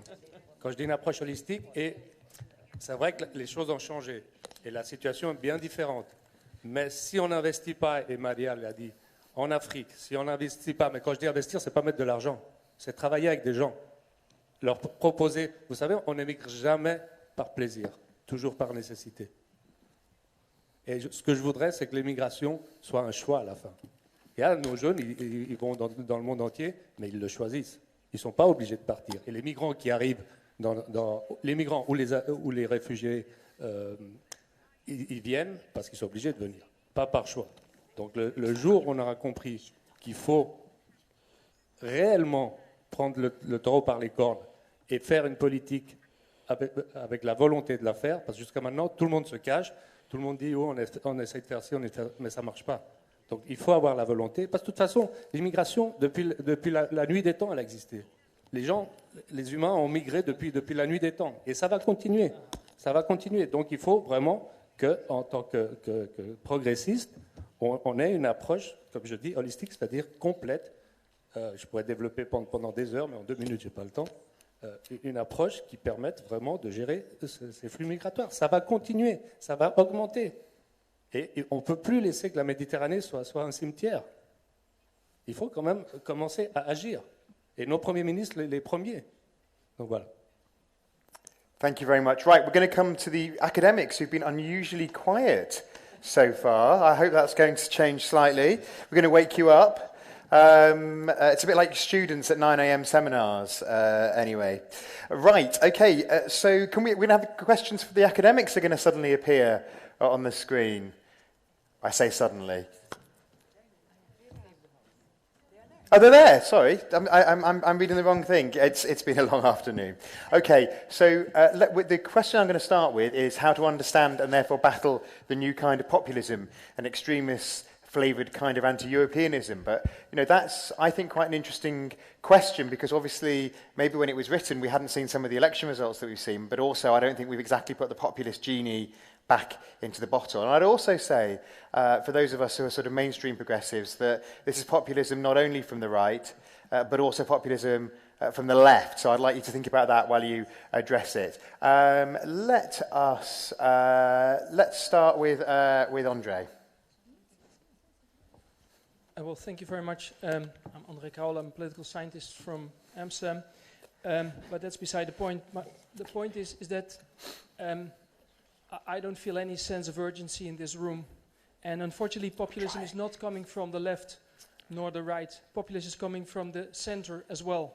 And I think there should be, already have been, a clear wake-up call. The movement that you are part of, Social Democrats, has all but disappeared in Greece, has suffered an amazing defeat in France. In the Netherlands, my own country, they were decimated. In Spain, they're in half. In Ireland, they almost stop existing. In Poland, I don't even want to go there. And it seems that we're all talking about sort of minor details. I think here is what you should understand is that populism, coming from both the left and right, and from the traditional center-right that's been infected and contagious by those populists, is attacking you from all sides, and you talk as if you're just going to go on, business as usual. It is not business as usual. Populists undermine two major important things. By claiming they're the only ones who represent the people, they undermine democracy. They deny the rights of other parties to say, we also represent people, and those people are also relevant. Their visions are also relevant. In most countries, more than 70% doesn't vote. Sometimes 80% doesn't vote for populists. Sometimes 90%. Populists still claim they are the ones only representing the people, eroding democratic institutions. And by also emphasizing the fact that if you protect minority rights, if you protect equal rights, if you protect minorities, then you are basically siding with the enemy. That undermines the rule of law. And by undermining both the rule of law and the welfare state, it undermines the two things that is you. And you are sitting all here and talking about details that don't even go to the core of this. And I'm surprised as a scientist, normally just trying to analyze what's going on, that this sense of urgency doesn't come from the politicians, that they talk about institutional changes. Let's face it, the European Union is a monster in institutional sense. Most people don't understand it. People like me need a lifetime to understand what the hell is going on. Why do we need two parliaments? What is the Coreper? To what extent does it relate to the parliament? To what extent does the parliament relate to a sort of government that's not really a government? We've created a monster in the sense that policy is made at the European level to a large extent, but political accountability is still at the national level. You've created that monster, and your two core elements of your business are being undermined. Okay. And I think this is a sense of urgency that I do not feel, and I hope that in the debate that will come out now, and somebody will put a buzzer and make me feel more comfortable in this room. Let's take that sense of urgency. It can't be business as usual. I'm going to go to Eleonora next, I think, for a perspective on where's the sense of urgency and where should that sense of urgency direct itself? Well, is it working? Yes. I'm Eleonora from the Istituto Affari Internazionali. It's quite difficult to talk about after André. But somebody had to. Well, as André was saying, yes, I have the same feeling. Like, yes, it's true that after the election we saw that populist party didn't win, but it was a kind of partial defeat, because in the sense, like the Front National never reached this kind of result in France, and in the Netherlands we have the second party is like a super nationalist and xenophobic party. So, I wouldn't exactly comment this as a success, especially when the left is disappearing, and when it's not disappearing, it's becoming something that I don't know if I can call it left. So it is quite worrying, and the sense of urgency comes from many factors. First of all, I don't think that young people are disengaging from politics. If you look at the UK, you can see that young people have been voting, and they have been voting for a traditional left-wing party. So I don't think this is because, there are generations that do not understand politics. I think the sense of urgency is that traditional parties seems not to be able to answer to people's needs, to, what citizens are asking for. And this is because most of the time for many years they've been using the European Union as a scapegoat for many of the policies that they couldn't implement at home. And now they have been following the austerity diktat without thinking about, a new model. The fact that someone from the political table was telling that we need a new social political model, yes, we need a new social political model, but we have been needing a new social political model from the last 10 years, and we are still talking about the need of this. Thank you. Thank you very much. I'm going to go to Robert next to ask Robert if maybe we focus on the second question. What can traditional parties do, or indeed can they, is there anything they can do to counteract both the rise of populism, but also, as we've seen with En Marche, the rise of different forms of political organisation? So are we, as Andre may think we are, based on the 7 countries he mentioned, although not Malta or the UK, there is some evidence on the other side, are we doomed? Okay, thank you very much. My name is Robert Ladrash. I'm at Keele University in the United Kingdom. That gives me a variety of perspectives, because I'm also American, on events in Europe, though I've lived here for over 20 years. First of all, I think we have to understand how we got to the place we are right now. And I think a contributing factor is that there is a disconnect between national level and European level politics. And this is embedded in how political parties, and that includes social democratic parties, operate national politics and elections. And this disconnect didn't happen, it never really was connected. The two levels really weren't connected in terms of domestic politics, especially since the European Union itself became more involved significantly in domestic policy making, so we could say from the late 1980s onwards. So national elections are pitched as only happening within and only concern national politicians, though we know that the EU is interwoven in national policy making, and yet it's invisible. And I think the discourse then of national politicians has never really addressed that aspect of domestic well-being, domestic policy making, because politicians have avoided Europe. Now, different political systems may have motivating reasons why national politicians avoid it, but they have avoided it. In fact, if anything, if we were to address the second question, what could progressives do? The first thing they could do when they're in government is to stop the "don't blame me, blame Brussels" for unpopular policies. What this does is simply help legitimize, obviously in an unintended way, the anti-Europeanism of right-wing populists. And this tendency to use the EU as a scapegoat for unpopular policy stems from, again, this focus solely of national features in national elections, not recognizing, not discussing the component of domestic policies which stem from EU policymaking. That, of course, as many in this room know, national politicians are involved in anyway, in the Council, in the Parliament, and in the Council of Ministers. We know the EU is interwoven in domestic politics, and yet it's never really spoken about. Now, by integrating, in some fashion, the EU in domestic politics rather than avoiding it, progressives could then begin to articulate positive positions and policies at that EU national nexus. And they can thereby fill the void that has been taken over by anti-European populists when they discuss immigration or jobs. They have been setting the terms of debate because of the silence on the part of traditional parties to discuss Europe. So Robert, I'm going to stop you there. Hold a point for your next your contribution. So basically, don't pretend that national politicians shouldn't pretend that they have their hands on every lever in their national capital when some of their hands are. I'm mixing this metaphor terribly, but are from elsewhere. Okay, I mean that's a very interesting point. Stefan, let's go to you. What You can. You said. I mean, let's stick with part. I mean, what can traditional parties do, or are they doomed? You know, there's a lot of people in this room who spend their lives passionately part of traditional parties. Should they bother? Andre's a bit not sure. Stefan Hausner from the University of Duisburg-Essen as a research assistant, and I should greet you all from Michael Kading, who is my boss. I mean, these attitudes of these anti-systemic and anti-establishment parties are not coming out of nowhere, right?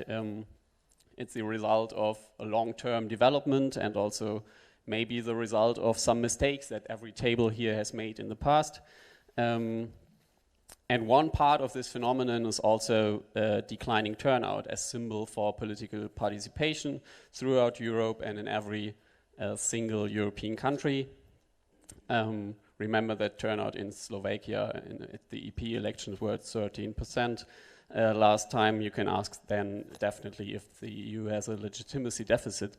And furthermore, the turnout is socially imbalanced.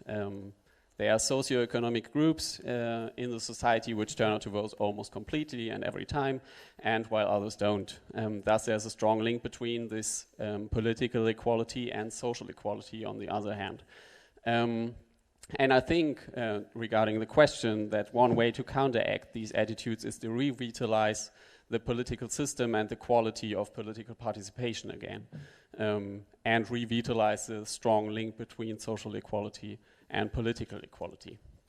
And one way to do this, and this goes especially, I think, to the politicians, but to all of us,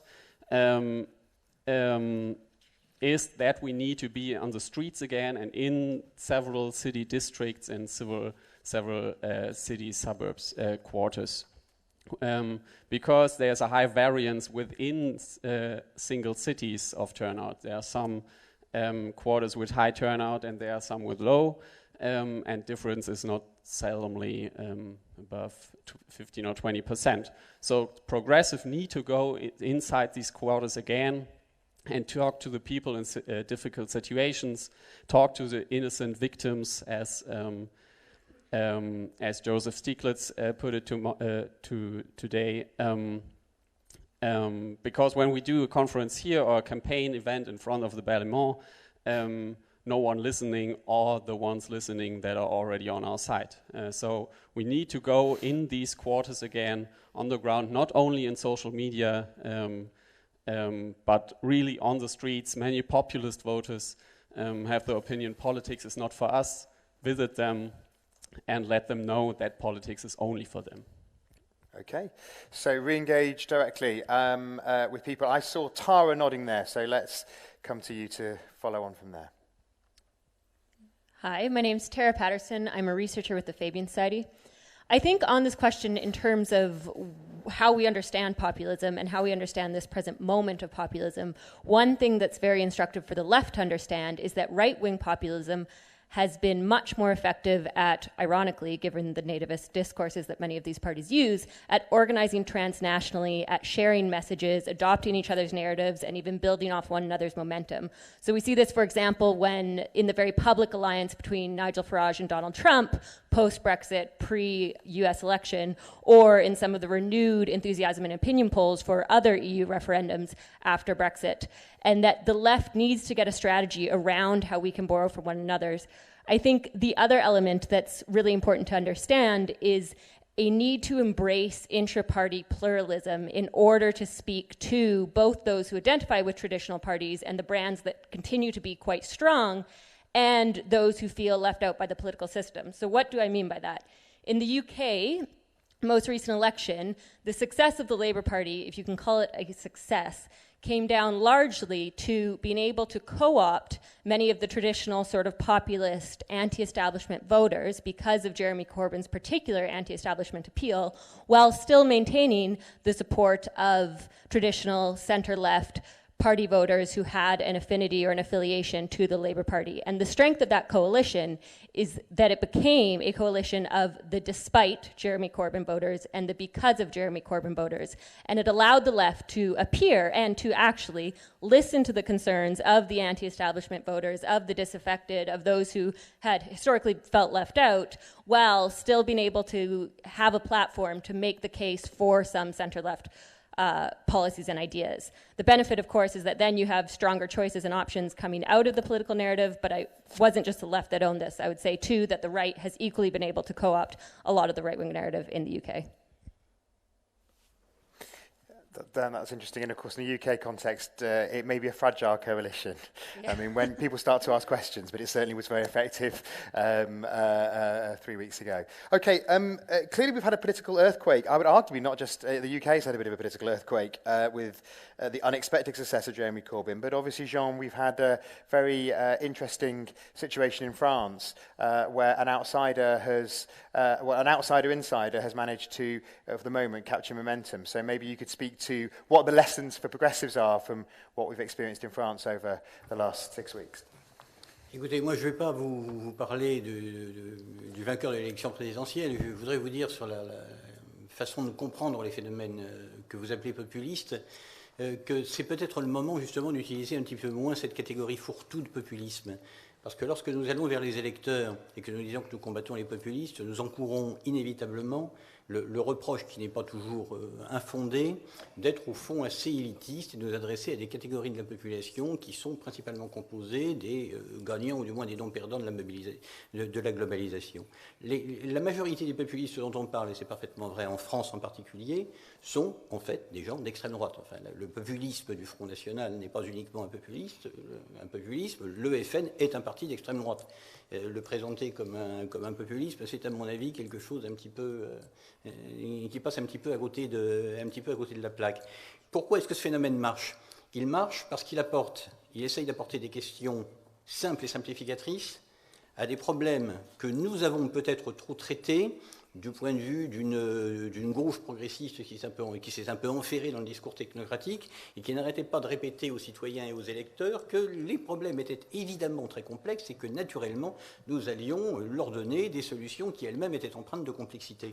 À un moment donné, il faut aller à l'essentiel, c'est-à-dire savoir si nous voulons, face au Front National, acquiescer au discours de préférence nationale qui va contre les principes républicains les plus basiques, ou si au contraire nous assumons le fait de rester sur le principe d'égalité de tous ceux qui résident sur le territoire français, quelle que soit leur origine. Sur la question économique et sociale, est-ce que nous avalons le discours du Front National qui dit qu'il dépasse le clivage droite-gauche, mais qui en réalité est un discours libéral ou ultralibéral parfaitement assumé à partir du moment où les entreprises sont françaises, où les employés sont français, où le capital est immédiatement identifiable comme étant français? Bon, ou est-ce que nous sommes au contraire sur un logiciel progressiste qui sert à reconquérir ce que nous avons perdu, c'est-à-dire les catégories populaires qu'on a un petit peu délaissées? Thank you very much. Okay, let's go to Jérôme now. Merci. Bonjour à tous. Alors, par rapport à ce qui vient d'être dit, je voudrais ajouter deux choses, deux éléments. Le premier, c'est que j'entends bien qu'il y a des populismes de gauche et de droite, mais je ne suis quand même pas sûr qu'il faut les mettre sur un pied d'égalité pour une raison toute simple. C'est que le populisme, en fait, n'est pas une idéologie, c'est une opposition peuple-élite. Donc c'est un simplisme, hein, on nie la complexité et on fait croire que tous les problèmes sociaux peuvent se réduire à une opposition peuple-élite.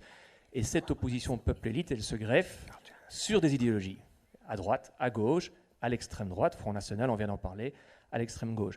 Alors de ce point de vue-là, ils sont tous sur un pied d'égalité, ils sont tous dans une logique peuple-élite, exactement comme Ross Perot, Jesse Jackson ou Hugh Long aux États-Unis sont populistes. Mais je peux vous garantir que la politique de Hugh Long et de Jesse Jackson n'a rien à voir avec celle de Ross Perot ou de Donald Trump. Donc, c'est clair que qu'il y a des points communs entre ces différents populismes, mais je pense que frapper avec la même force sur tous les populismes, c'est risqué. Premier élément. Deuxième élément, je crois que le principal problème auquel on est confronté, c'est qu'on n'arrive pas à valoriser la complexité de l'Union européenne. Cette complexité, il faut parvenir à faire comprendre aux gens que c'est le prix à payer pour de la démocratie et pour du progrès. Les populistes font croire que la complexité est un mensonge. Les populistes disent qu'il n'y a pas de complexité. L'élite fait croire qu'il y a de la complexité pour s'enrichir sur le dos du peuple. Le défi, c'est de montrer que cette complexité est une réalité et qu'elle est nécessaire pour de la redistribution, pour du progressisme, pour de la solidarité. C'est un fameux défi, mais c'est la seule réponse forte qu'on peut opposer aux populistes qui dit que c'est une farce et un mensonge. Merci. Thank you very much. And now I hear there are people itching to come in on the buzzer, but we're just going to get Luciano's last word from the academics table, and then we are going to have a bit of a free-for-all, making sure that the journalists get to ask questions because they're good at that. Okay, Luciano. Thank you very much. I'm Luciano Bardi. I teach political science at the University of Pisa. Well, when it comes to academics, having the last word is not an advantage. Everything that could be said has probably been said already. So what I'll do, I'll give you my personal constellation of what has been said this afternoon and also this morning. Actually, I was impressed by how the economists were comfortable with, and I would say proficiently comfortable with the discussion of the democratic processes. Okay. One thing maybe that hasn't been said is that there is a connection between social exclusion and political exclusion. And this, of course, in the past was eliminated by the role exercised by the political parties. Political parties allowed the socially excluded, we would call them now, to participate in politics. They reached out into society and performed their role. Well, I'm not saying they're not doing it anymore, but yes, I'm saying they're not doing it anymore. Okay. The parties are not performing those political education and mobilization functions they were performing in the past. Can they do that now? Obviously not. You cannot rebuild grassroots organizations. I sympathize with the position that we should go and try and reach out. I remember when Prodi became prime minister, he was very proud of having visited Italy with a bus and shaking people's hands. I don't know whether he won the election because of that, but anyway, it was something, to me, as a progressive, very important. Now, how can the parties try and recuperate the socially and politically excluded? By agreeing, and I'm talking here about the progressives, on a few key policy issues. It is true that it is the populists who are now setting the agenda, but they don't give answers. They only indicate culprits. They provide scapegoats. Well, we must find policies on which we have a position. It may not be the positions that we as nationals of Italy, of France, of any other European country would like, but it is what we have to do. We must find a common position and then, if necessary, bring it down to the national level. This morning it was said that the youth plan didn't work. It was only one country, Italy, by chance, that wanted it. Okay, if it doesn't work at European level, we must convince our parties at national level to start youth plans in their own countries. That's the only way it can work. Concrete answers. Let's come in on that. Okay, now Maria, you are going to tell me who actually they've got their hands up. Okay, I'm going to let the poor long-suffering politicians have one. We're going to go to Joe because it's been a long time since Joe spoke, and then we're going to come to Elisa. Yeah, and then we'll come to more people. But let's go like that. Yeah. Thank you. I just want to come back to two remarks that we heard from the academics. I analyze as well that the success of the populists regarding Europe is the huge vacuum that our parties have left in the discourse about sovereignty. Yeah, we gave them the possibilities to say that you are losing sovereignty if you are a member of the EU. And there was no discourse to say that we are sharing sovereignty to get stronger all together. The same with migrants, that we are floated with foreigners and migrants. There was no real good discourse about how we manage this. Okay, that is the one point, a total lack of discourse on Europe by our parties and the others, and the populists took advantage. Second, we have seen with Macron that you can succeed with Europe. That was the first test on, let's say, the center-right. I hope now that Martin Schulz in a few months can be successful on the center-left. And that will be a test, and he will come with issues to challenge Merkel on Europe. And we have good items like austerity, some other questions, taxation, and I think you can challenge the right and the populists with good substance that are European. And then my last remark, the EU is a monster. Okay, I don't know whether I would share what you are provocative bringing to the debate. Is a good I'll gladly explain. Hang on, pause. A nice provocation, but my answer would be that the EU must be more simple and visible, and therefore my initial statement was we need by the European elections the choice of the people by different top personalities that represent political tendencies. And then the vote of the citizen is choosing their representation, and the representation, which is the parliament, is choosing the executive. That's what they know at home, and that must be clear and simple. Excellent. Joe, I'm going to impose the 2 minutes quite strictly now, but you did have an interruption, so I added a few seconds. Let's go to Elisa, and then we will go to Andre to respond. The mic should work, yeah. This one, there you go. Yep, I just wanted to answer to about young people and traditional forms of politics with what I meant, because I didn't have time before. So what we have been seeing, even through the great contribution by FEPS on the Millennials report, is that young people nowadays, they're cynical and they do not believe in traditional forms of politics. But this doesn't mean that they are not active in political movements and they don't focus on certain interests that they have at heart. What they don't do, and we've seen in Brexit, is that maybe they have voted to stay in the European Union, but very few of them went to vote. And why is that? It's because they don't believe in elections as part of a functioning representative democracy.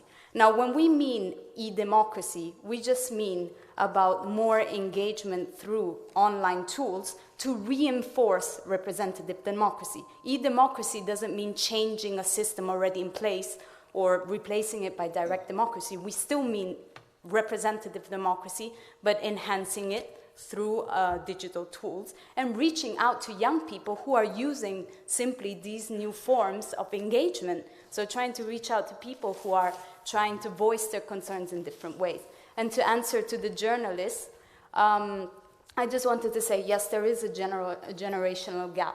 We see now that even the millennials are not that as tech savvy as maybe the digital natives. But online tools are complementary to offline tools in political engagement. And we have seen that with Macron, we have seen that with Hollande, the PES knocked the votes, Obama's campaign. Offline is still so important, it's actually gaining momentum again. But online tools can help reach out to offline people as well in identifying where you should go to their doors and where you should reach out to them. And this was done in Macron's campaign, for example. So I think that the two go together. One doesn't exclude the other. Yeah, so don't dismiss digital campaigning if you still have a belief in they're complementary. Yeah. Now he's on his phone now, Andre. Because I was because I was tweeting the total article so that you can read it, because I'm not given enough time to explain completely. So I'll choose two arguments why I think the European Union as it stands is a monster. First of all, institutionally, I don't think there is a moral defense for many of the institutional frameworks that have been implemented. And also, it's not often defended. It's often attacked by populists, and there's a lot to attack. And I find hardly any good defense of the European institutions as is. And if you want people to trust institutions, two things are necessary. One, they need to know them and understand them. I am a scientist. I spend my life and I don't understand anything about those institutions, and certainly not the two parliaments and the way that EU politicians are elected. And secondly, legitimacy.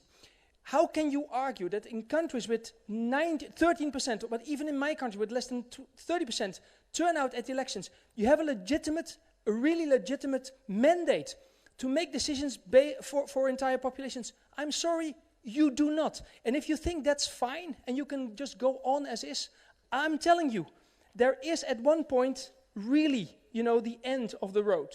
And people will vote you out in March if you don't do something about that. Please, there needs to be a sense of urgency among the left, because the right wing is winning all over the board. And they don't have nice ideas and nice plans with all of us. Not, it should be said, all over the board. But let's go to Barbara, then Pedro, and we'll take it from there. Barbara. Thank you very much. Robert Land talked about this connection between EU and national politics, which is indeed true. Though on the other hand, especially coming from Central and Eastern European countries, which here are not really represented, having in mind that we are representing 2 countries here, and more Central Eastern European countries in EU, citizens are pro-European. But, and they are proud of being pro-Europeans. That's why our opposition marches were always having European flags in front. But what citizens are afraid of this connection between those two politics. They love policies of European Union, love Erasmus, love freedom of labor market, but would need a reform of European Union that would make this European Union just. From perspective of women, if women's rights are not part of European agenda, but I'm not talking about soft policies, but really policies that touch women directly, concerning right to abortion, right to same access to healthcare system, they will never believe that European Union is made for them. Then to politicians, some topics are controversial, but if you would treat them if you won't treat them any longer as red herrings, but as serious topics, more and more people would feel connected with politics. And I'm talking here not only about women issues, but also environmental issues, minority issues, and so on, which were not treated seriously by social democratic policies. And last comment on generation gap. Yes, it is visible, especially in well-established old parties. Though it is role also of civil society to present people ready to be active in politics. And what Isabella was saying of mistrust, of course it is existing, and it also exists from the side of NGOs. But as long as we are quite well linked, knowing each other from demonstrations, from acting on the streets as well, this mistrust can be cancelled and Okay, Barbara, I'm going to stop you. Pedro? Yeah, thank you. Still on this monster thing, I fully agree with the need for a sense of urgency, and I recall that in my initial intervention I said that we have to change the terms of the political debate, full of technicalities, in order to make it more understandable by citizens. But I don't want to turn this into kind of a blame game from politicians to others, although the format of the debate can lead to that. But I would like to stress that there's a role for the academic thinking in this debate. When I see the debate in the Netherlands on the financial crisis, on a certain vision on the southern countries and the peripheral countries, when I see a debate on moral hazard, when I see a neoliberal orthodoxy of economic thinking, I wonder if that's not also a monster. When I see the debate on austerity and internal devaluation and the contribution of the academic thinking to address these issues, when I see a debate on deregulation on the labor market, on the impact of the increase of minimum wage, I wonder what is the contribution of the academics. And I would argue definitely that we need the contribution of an active and progressive academic thinking. Thank you. Great. Okay. Thank you very much. I'm going to let's go in a second. We'll go to Anna, and then have we got anybody on the? Yep, and we'll go there now. But first, we've got a tweet there from Socialists in the US. Not convinced inter-party pluralism is the answer. US Democrats have been using neoliberalism plus left, that coalition for years. Okay, maybe. Let me just say, Celeste is also part of our network in the US, and we are working with her together. And I'm really happy that she's joining the discussion. She's watching from us. Washington. Bravo. Excellent. See, the technology is working. Okay, sorry, now where did I say we were going to go to? Anna next, yeah. Thank you. Since we were all accused, the civil society, the politicians, that we are part of the populism, and populism is right-wing, left-wing, and center-wing, I think that here we can understand there is academic populism as well. Because if you speak about a monster which Europe is, and you are an academist, you know very well that Europe is not something simple. It is a unique achievement in political history. It is a combination of an intergovernmentalism and of national policies. So we cannot believe, at least I don't believe, that the problem we have to link with the people is the institutions. Because if you go to a German village and ask a guy there how the Germany works and how the lenders take their decisions and how the municipalities work, he cannot give an answer. So this is not the main problem. The main problem for the progressives is to be concrete in the end of the day in the answers of the big problems. And the big problems are different than the ones that we had many years ago. So it's not the problem if the institution says about the refugees. The problem is if we have to say something about the refugees. And then the institutions will find the reason, will find the way to deliver. And they have done it for years. We cannot, and I don't say that it works fantastic. There are big problems because it's a very complicated issue. But I don't believe that the political problem is the institutions. Okay. Now, well, I'm going to go there, and then I'm going to go to Mia Patrick. You just want to come in? Yeah. So it's quite hard when everybody's in 4 different places. Okay. As a journalist, I had to say, it looks like a debate on communication issues. And this is something which is disappointing for me, because I think, you are actually discussing how to communicate better, because people don't listen to you anymore, and how to convince people that you have something to say, how to convince people that you have something that is worth fighting for. And the problem is, if you are discussing how to communicate these things, it means that you don't have anymore something that you really believe that you can fight for, that is worth to fight for. This is the problem. The problem is probably that there is a little bit like you have lost your soul.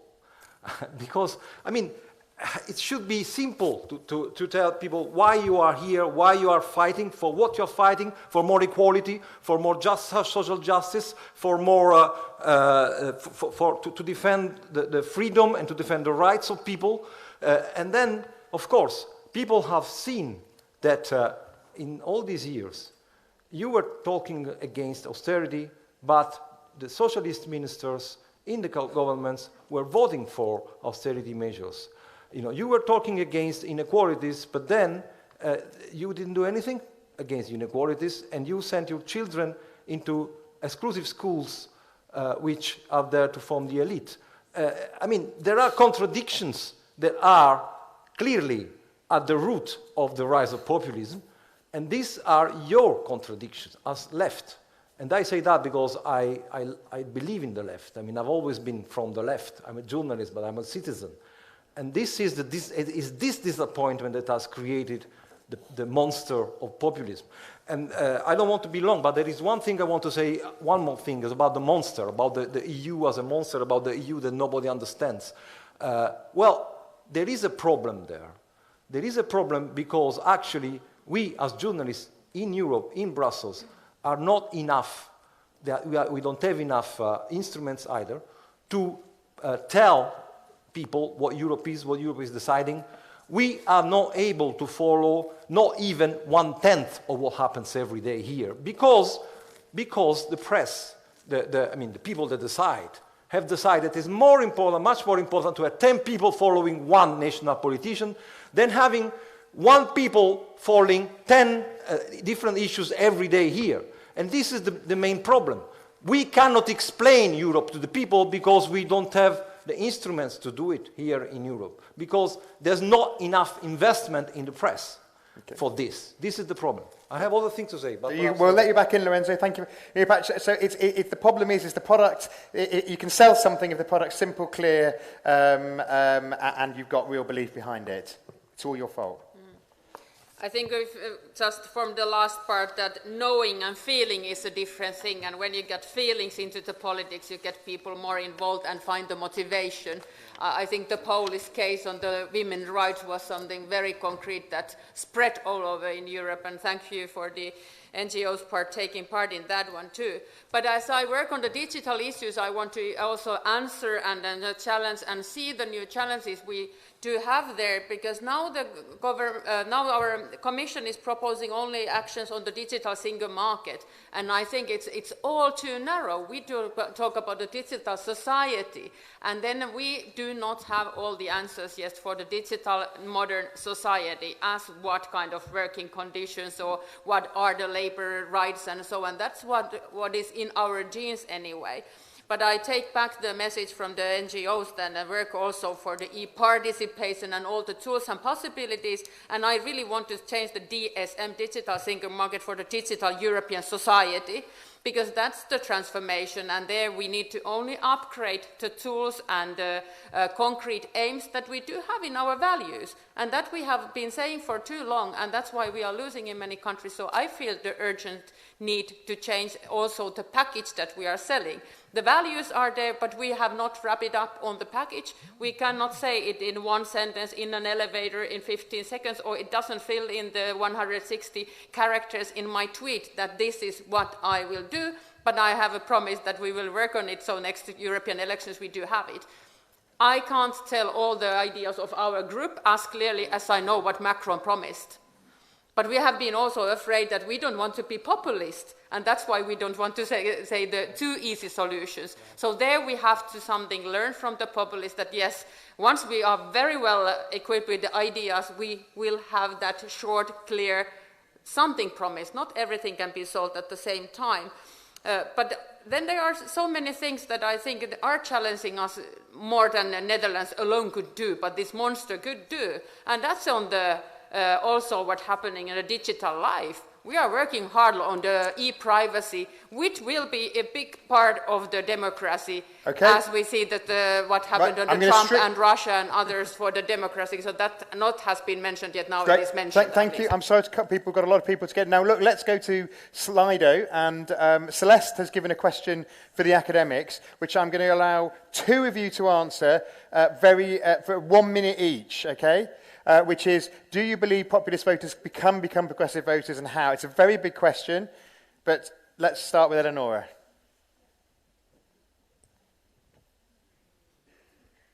To my understanding, voters of populist parties were voters of progressive parties in the 60s, so I don't see why this cannot happen, you know?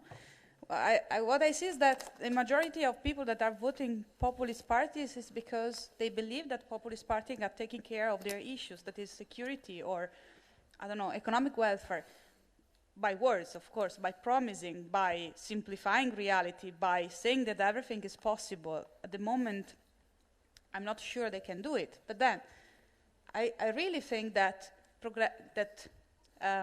people can engage again with progressive parties. The problem is we have to find a sort of program, a political program that actually can answer to the needs of those people. Okay, now, who else would like to come in? Yeah, Jean. With regard to the French National Front, what we've witnessed is that those who vote for the National Front tend to vote for this party over and over again, both at the local level and at the national level. It's very hard to have extreme right populist voters who switch their vote to a progressive party and even to a mainstream conservative party. So mostly those who voted for the National Front and do not want to vote for this party anymore just stop voting. I'm going to, but it's interesting because, of course, one country where that hasn't happened is in the UK, partly where the UKIP completely collapsed, and those voters went right back, not just to mainstream parties, but to the two big former majoritarian parties. Do you want to have a quick comment on that, Tara? What else is there? Sorry? What else is there in the UK? Well, there's a third part. But Tara, do you want to come back on? Somebody give her a mic. There we go. And then we'll come. I suppose my only comment on that is that it demonstrated why, much to the surprise of many, including myself, it was very important for the left to have somebody who was seen as an anti-establishment leader, because it turned out that the vast majority of Labour's voters from 2015 stayed, and before the election there was an assumption based on pre-election polling that almost all of UKIP's voters would go Tory. It was assumed that it would be about 50% Tory, 10% back to Labour, and the rest would either stay with UKIP or sit out the election or go to another party. What ended up happening is that you saw almost a complete 50-50 in terms of former UKIP voters going to Labour and the Conservatives. And I think, again, like I said in my earlier points, what that meant was that there was an appeal to those voters through an anti-establishment message that the Conservatives couldn't tap into as much, which was able to bridge the coalition with those voters who have a traditional affinity towards centre-left policies and programs. And in so doing, it gave a much larger voice to represent the people that the left had in many ways abandoned.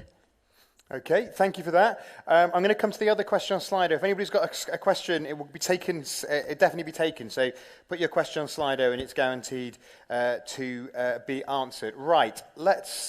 Let me just see who are our panellists before I'm going to open up to the audience. I'm going to go to Leonie, and then I'm going to go to Boguslav, and then I'm going to go to João, and because he's even got there's a bit of Iberian unity here in holding up the buzzer. So we'll go in that order. Then we're going to go to Slido, and then I'm going to open up to anybody on the floor. Okay? Right. Perfect. Thanks. I want to go back to Andre and the monster question. Because what I think, actually, you say, for instance, no institutional change is needed, but I think there's a certain irony to it. If we're honest, and I think, that's kind of what we discussed here, we want to be, we want to listen to the citizens, we want you, the politicians, to be trustworthy. I think then it also entails that we need to be honest about what we currently have. And what we currently have is a system that kind of is in place, but then again not. There is a chaos.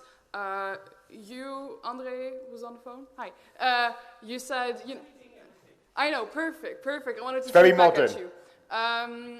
You said you studied this for years. I did my bachelor master in this, and I think I've coming to terms to, a mild understanding.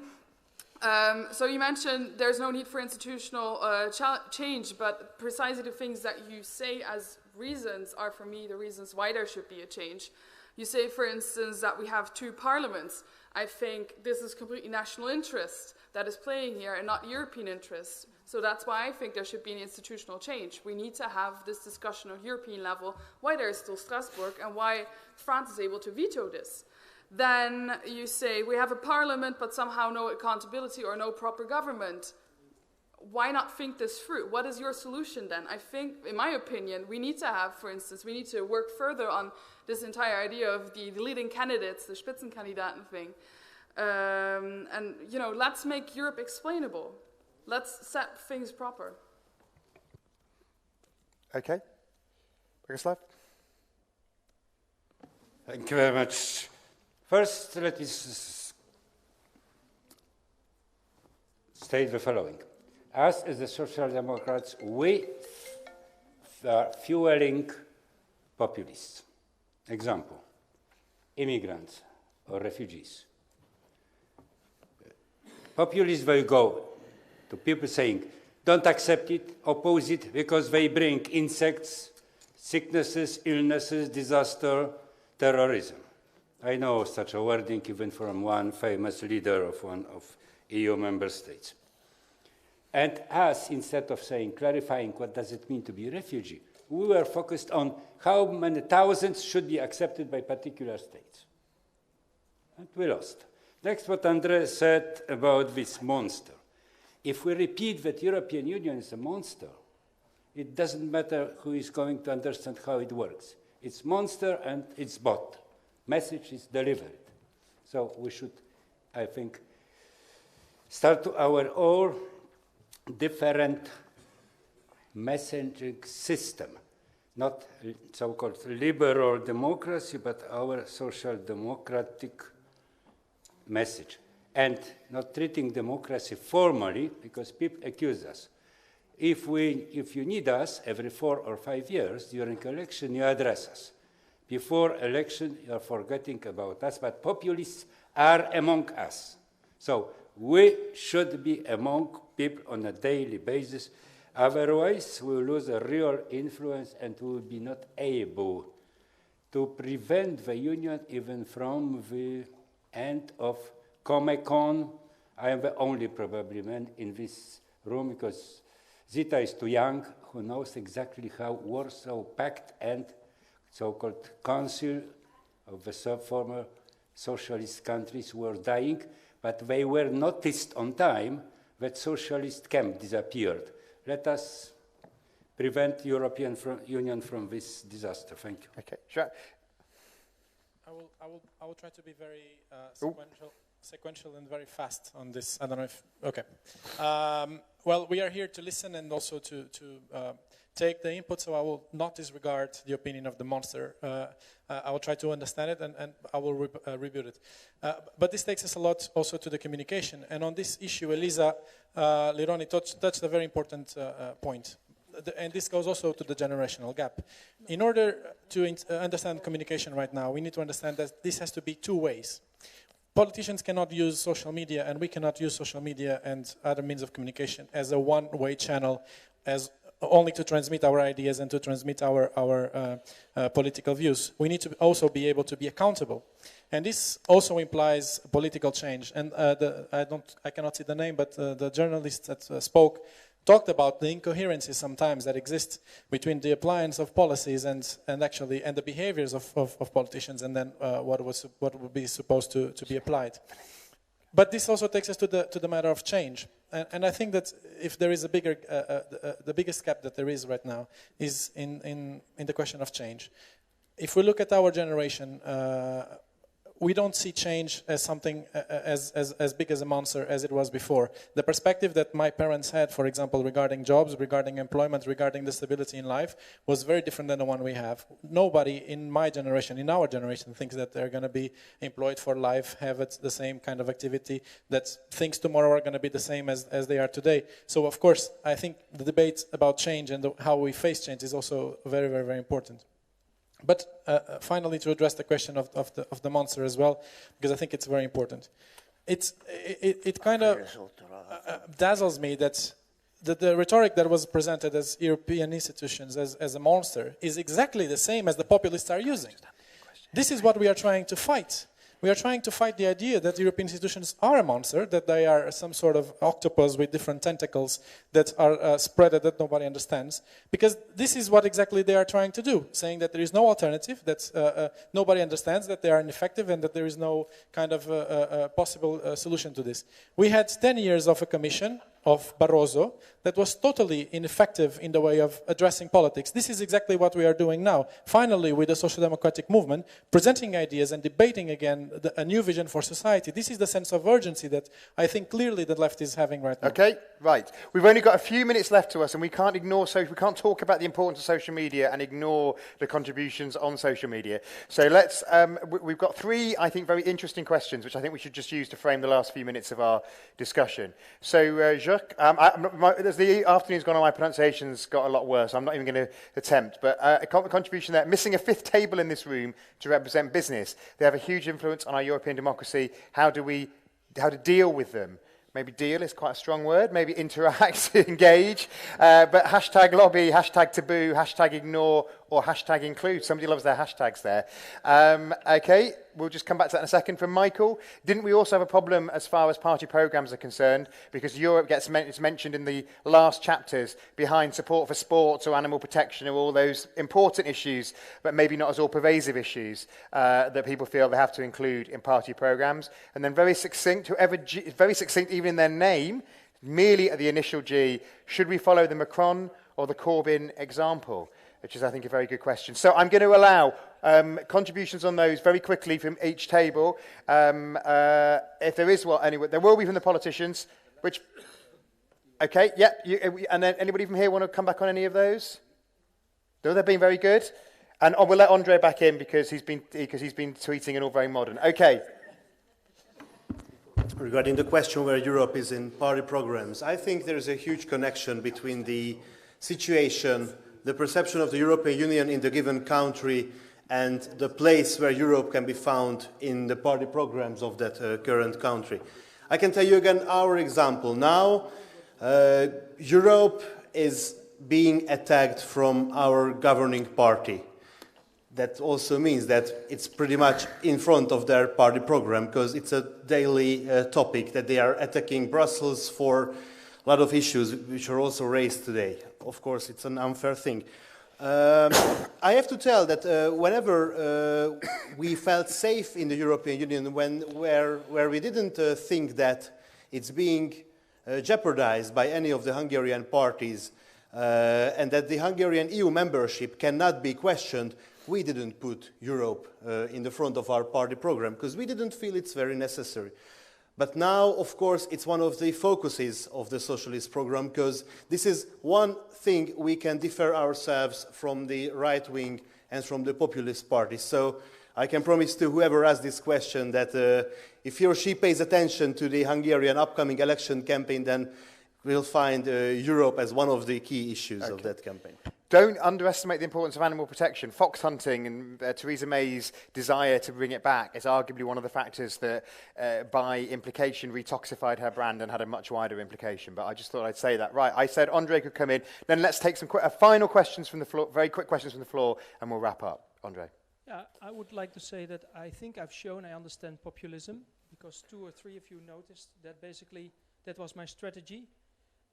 To namely say what populists say about you in order to try and make you understand that there is, of course, a core of truth in there, because otherwise it wouldn't be successful.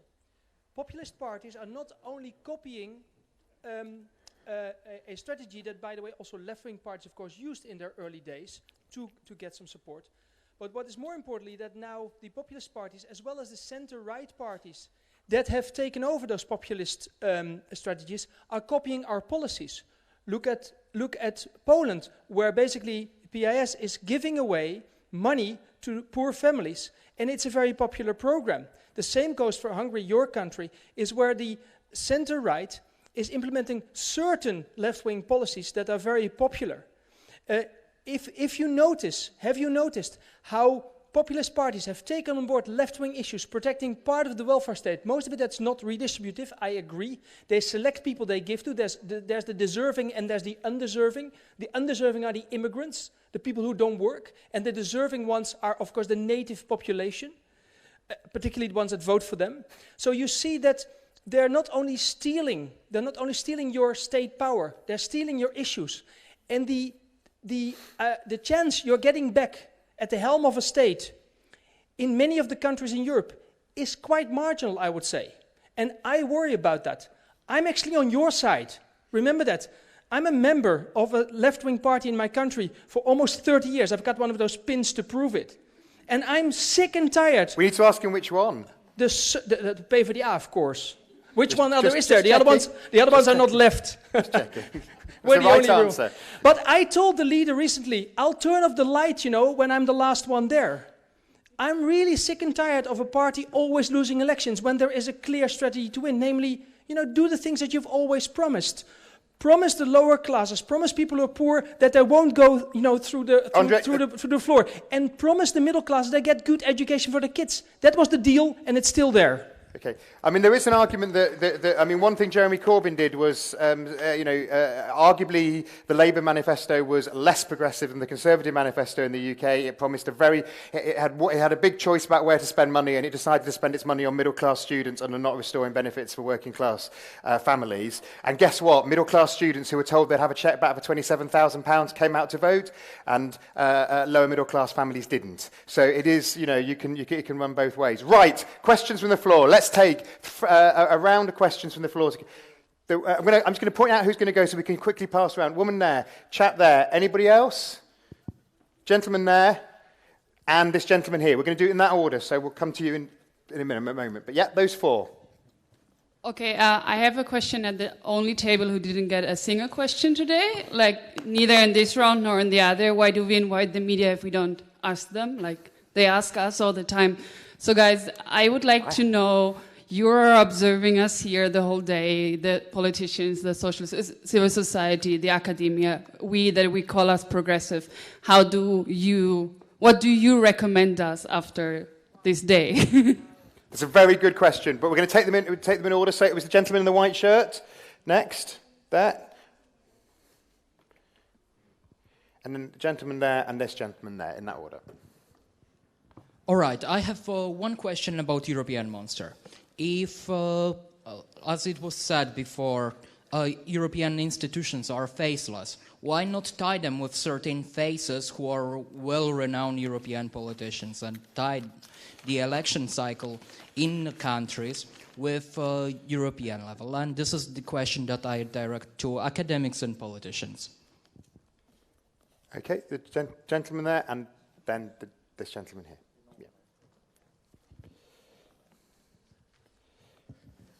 Thank you very much. I'd like to speak out of the box, and I'd like to say, poor Europe.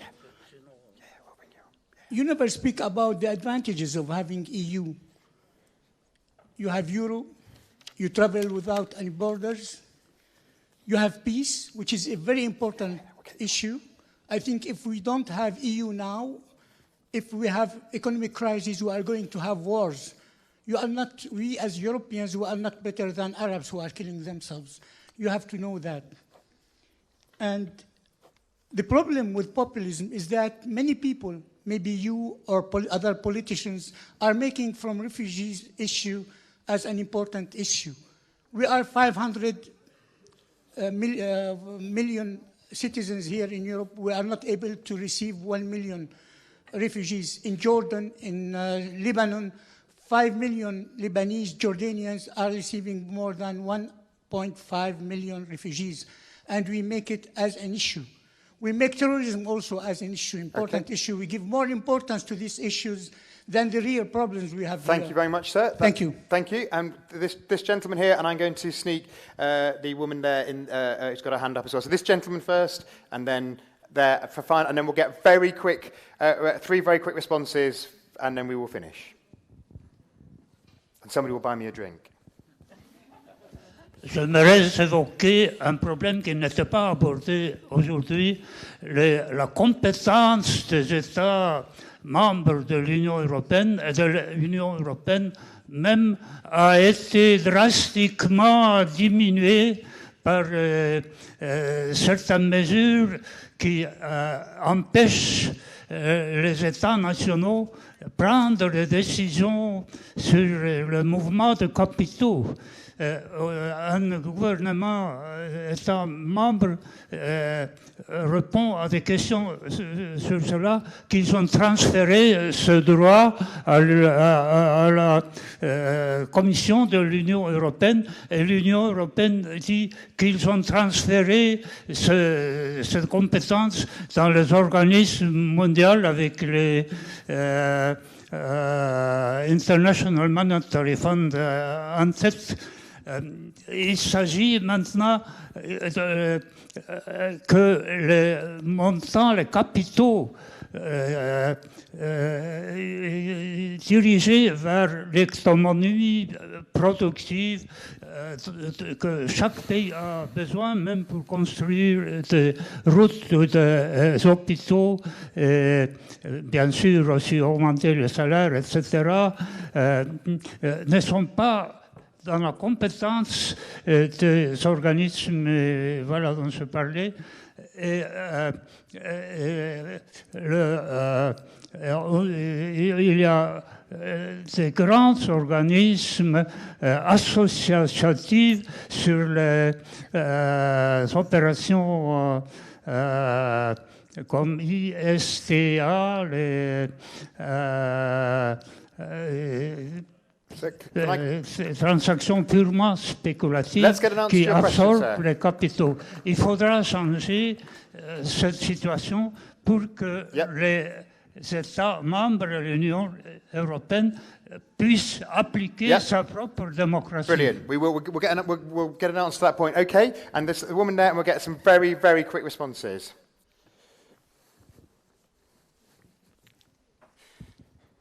Yeah, more a quick remark than a question, but I think what Andre just showed is that one of the main problems from the politicians might be that always social democrats tend to just react on the agenda of populists rather than bring forward their own proposals.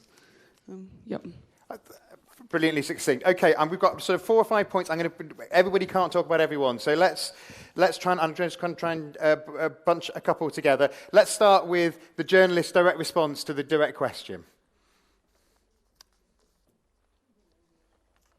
Yeah, thank you for the question. Actually, it's a very good question, but I mean, I don't know if it's so important what I think about you all. But I think the key question is, what do you think about yourselves?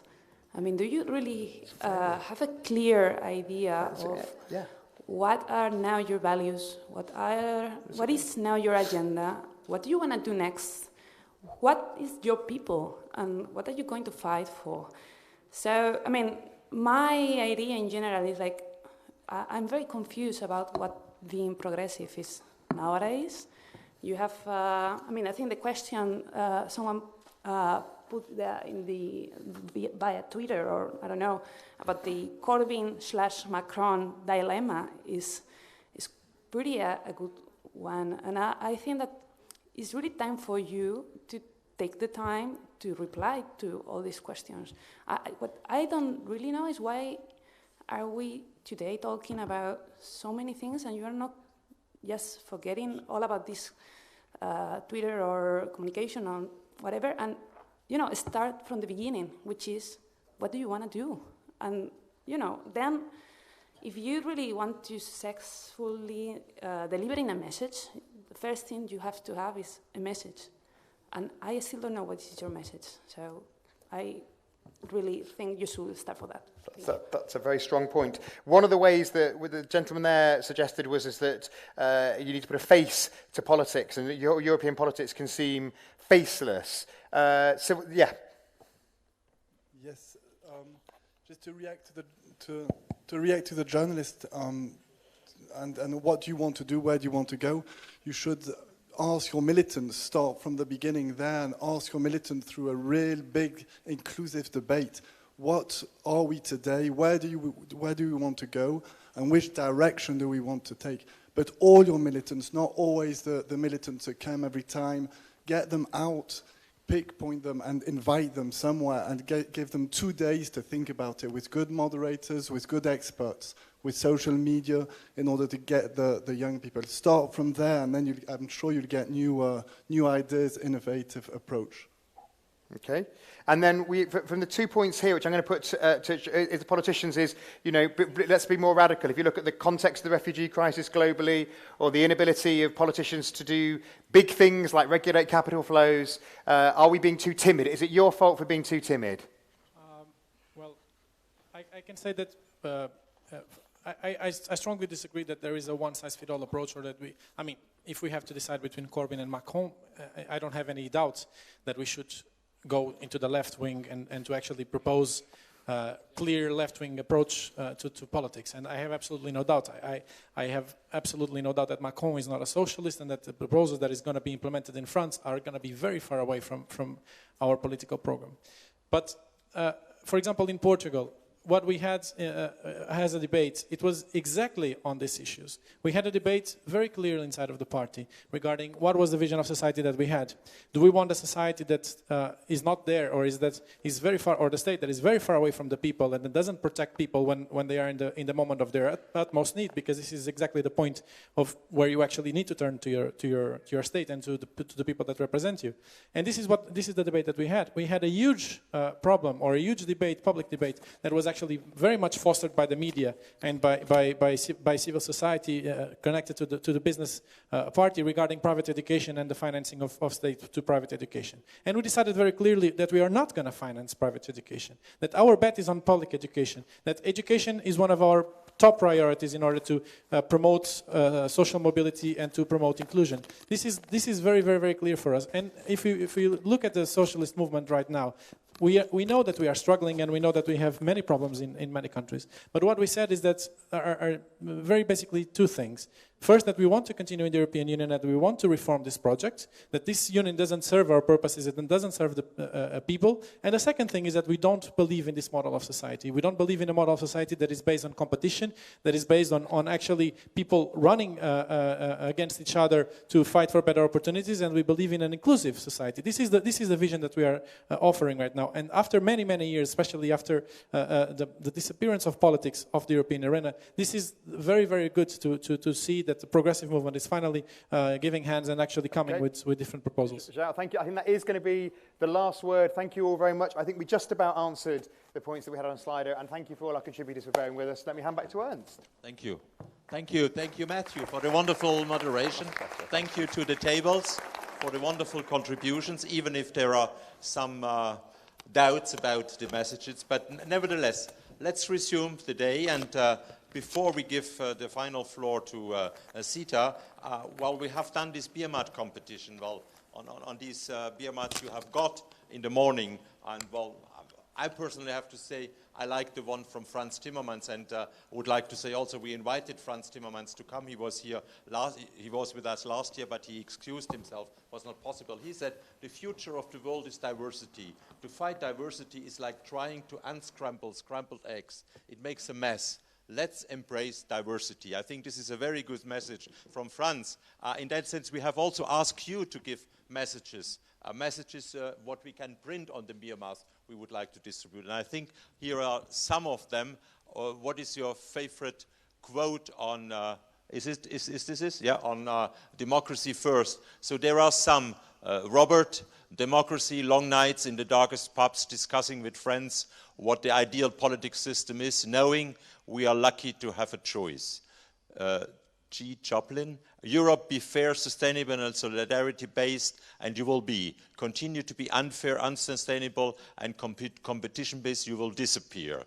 Leave you, react now, we'll be free tomorrow. Robert, democracy is 300 young dreamers who set up an online community, constitution, and elections to contribute to a progressive debate for Europe. And we have Hoare. Democracy to me is the belief that everyone, irrespective of gender, sexuality, or age, can express their views and opinion with confidence. I think the point is now that you have to vote here again in this audience on the Slido, if I understand this very well, and then we will have the winners. So please use the Slido, as it has been explained, that we can come out with somebody who has the best quote of today. So we give you 2 minutes to vote. It's moving. You have all your...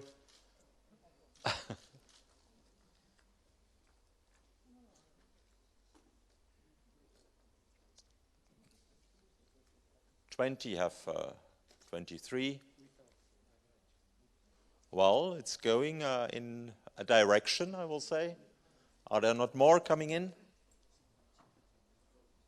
Please. We should have at least have 30 people participating. At least. 35 would be better. No? 27. 3 more. Then we stop, and we will have the winner.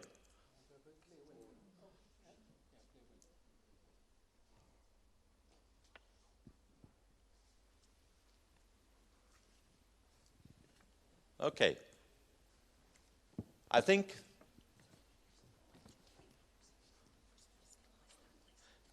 we are now.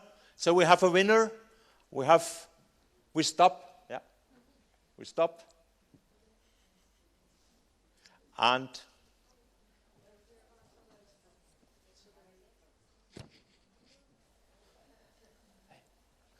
what are the prizes? Ernst, please note that these people might not be here. They're watching online. Yeah. Yeah, So is the winner Robert here in the room? No? He's online. Well, good. That's fine. So we are going out. So Robert, you're the winner of the BMAT competition. And the prize is to have a ticket and accommodation to the next conference of Together in Valencia. I think the date is already scheduled, and we would be happy to have you with us. So I don't know technically how this is possible to have him informed that he is the winner. Can I have, yes. So thank you, Ernst. Basically, we had this open competition at the Europe Together website, and therefore Robert is part of this platform, and he will be informed through the platform that he received this prize. Wonderful. Great. And number 2 is Liviu Popa, who act now, will be free tomorrow. We hope that you're watching this. No? Not in the room, so he will get the FEPS present, which is something also modern, which is a bit, at the moment, a hype, a GoPro camera. And the third one is G. Joplin, here in the room, also online. Also online. So we will give to the person a subscription of our Progressive Post magazine. Yeah. Thank you very much, and I will now give the floor to Sita to make some closing remarks before and just Sita before. After Sita, I would invite to come everybody here, and we will have a nice picture together.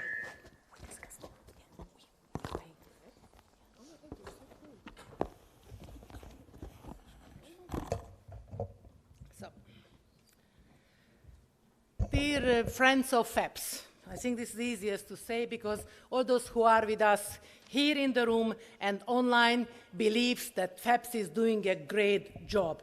So first of all, thank you very much for our great team, for S&D who helped us, the PS who helped us. So let's make the dream happen 7 times. It's amazing. Thank you so much.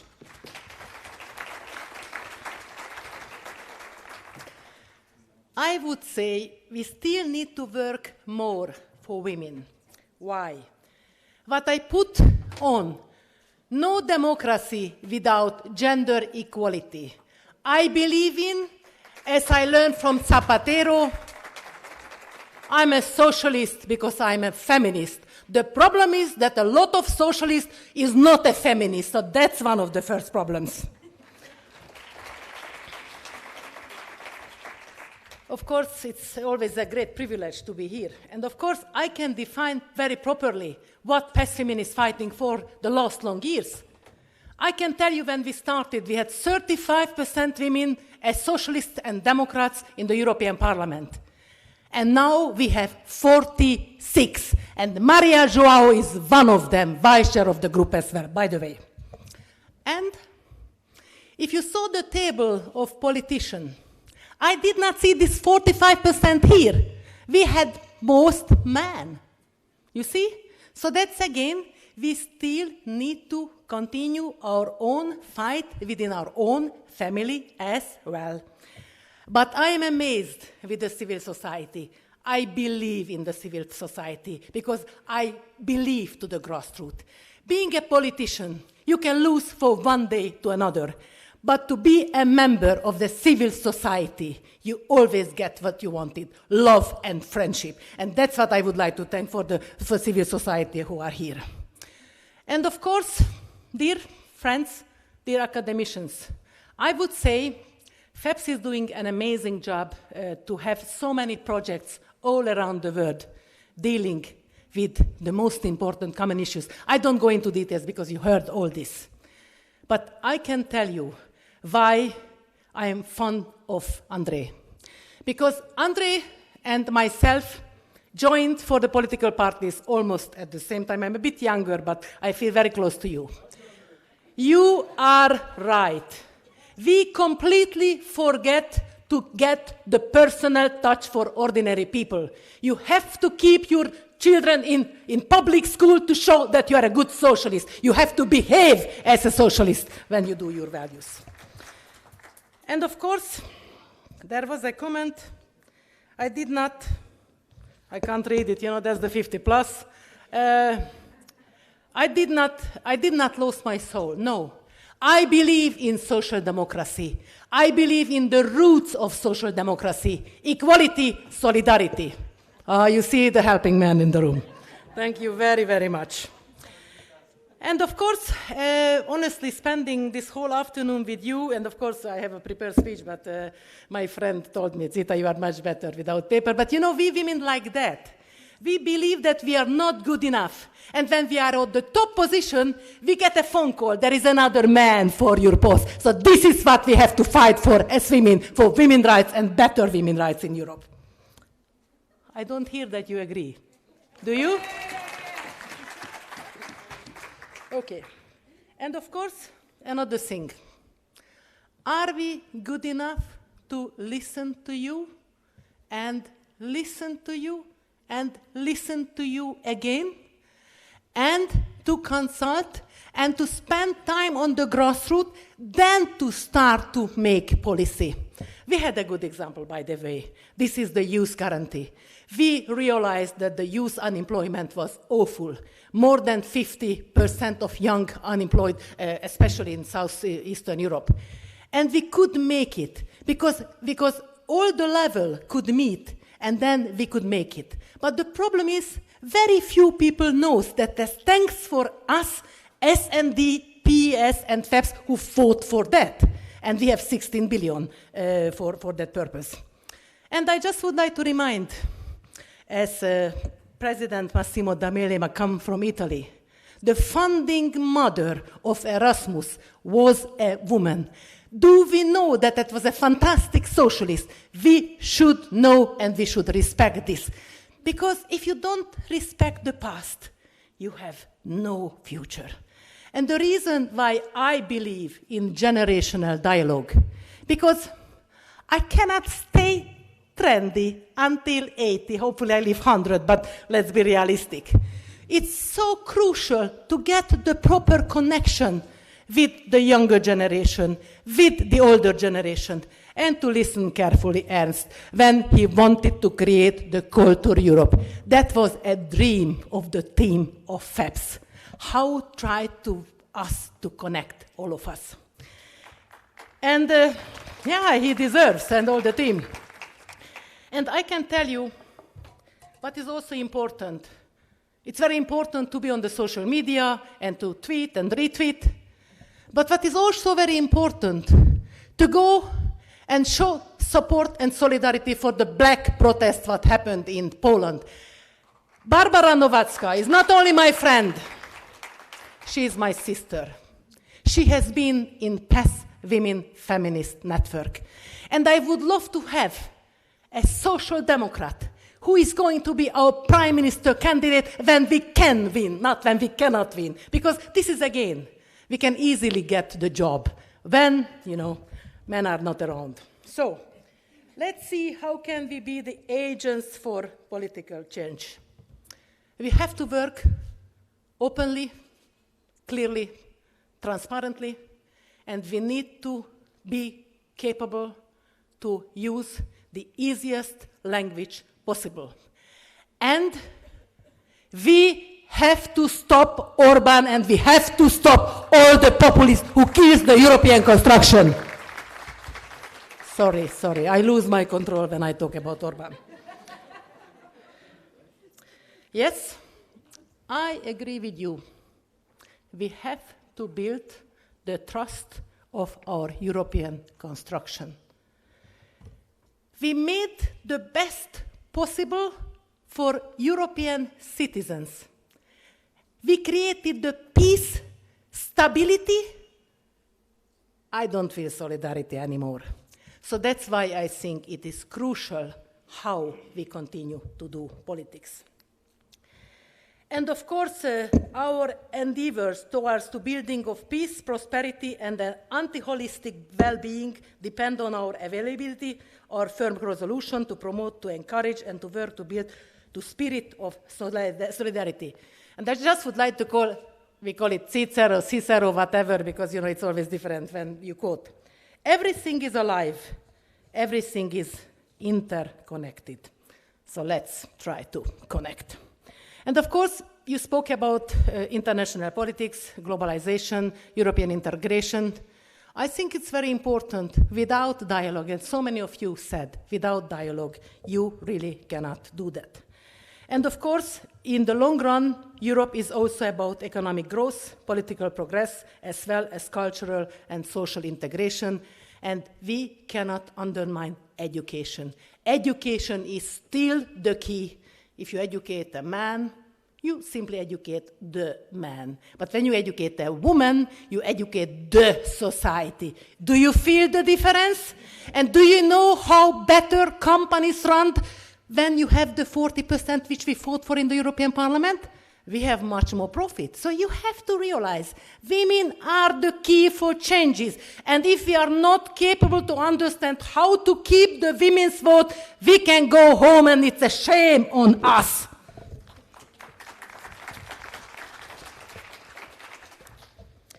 And because I know that I could speak longer, but I am not, we must conquest our fears and our doubts.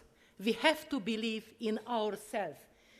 Because the populists try to undermine you. The populists try to kill you. The populists try to go into your bedroom. We cannot allow. That was the internet revolution in Hungary, don't forget.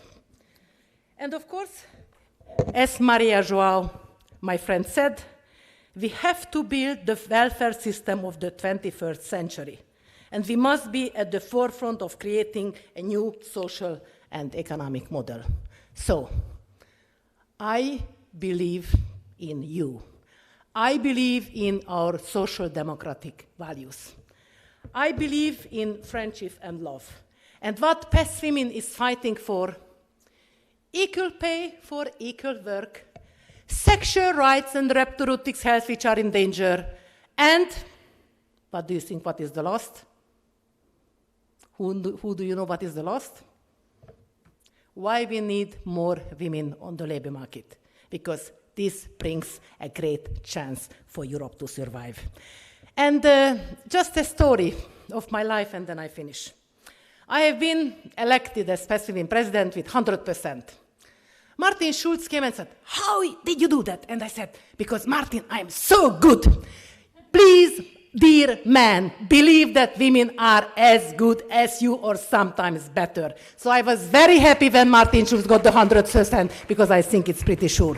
And as I came from Germany, being at the Congress, and learned what Angela Merkel did. Martin Schulz announced the same-sex marriage. And she, who was always against, now it's in the parliament. Andrew, you are right again. They are stealing our ideas. They are stealing our project. Do not let to steal the project from us.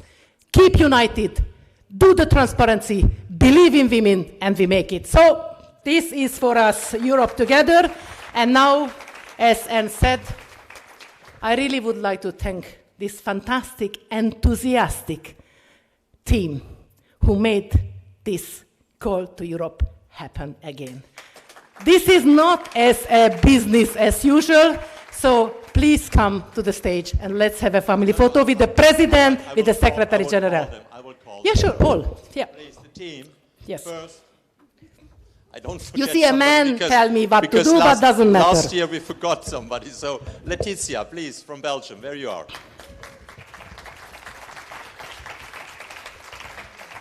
Céline, from Portugal and Belgium.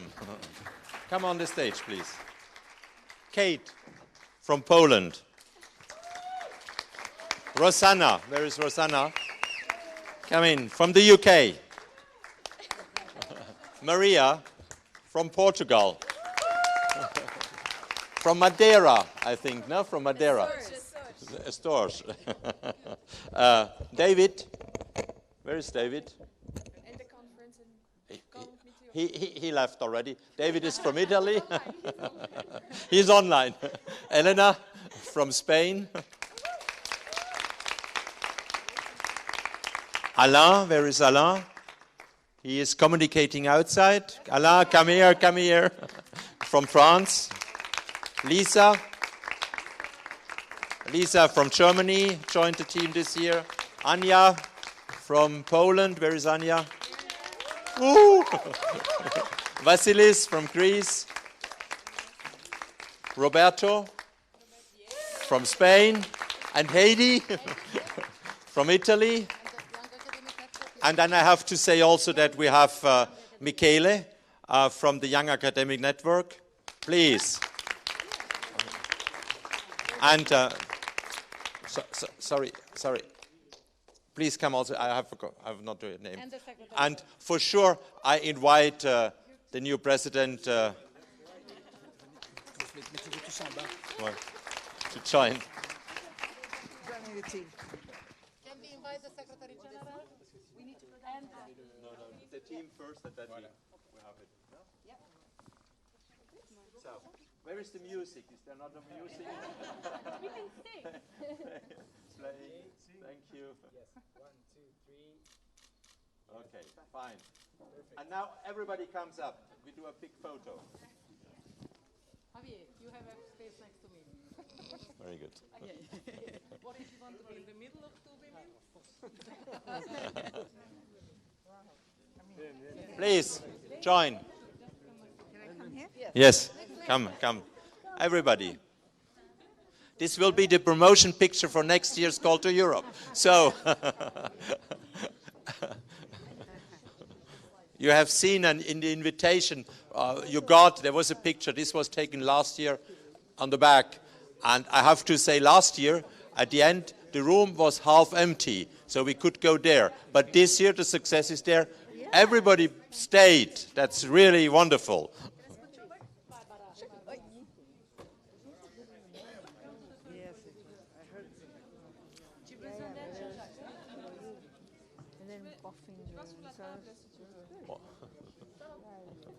So, there are still some persons there. Please join. Please. No? Why not? Why should they not come? Yes, I know the photographers have always... please, just a second. Wow. And thanks for the photographer for the whole day. I think we should invite also the interpreters. Please come. We don't need translation anymore, please. Just smile. Yes, 1, 2, 3. Check. Democracy first.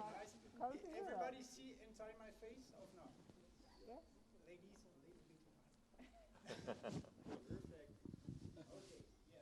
Democracy first.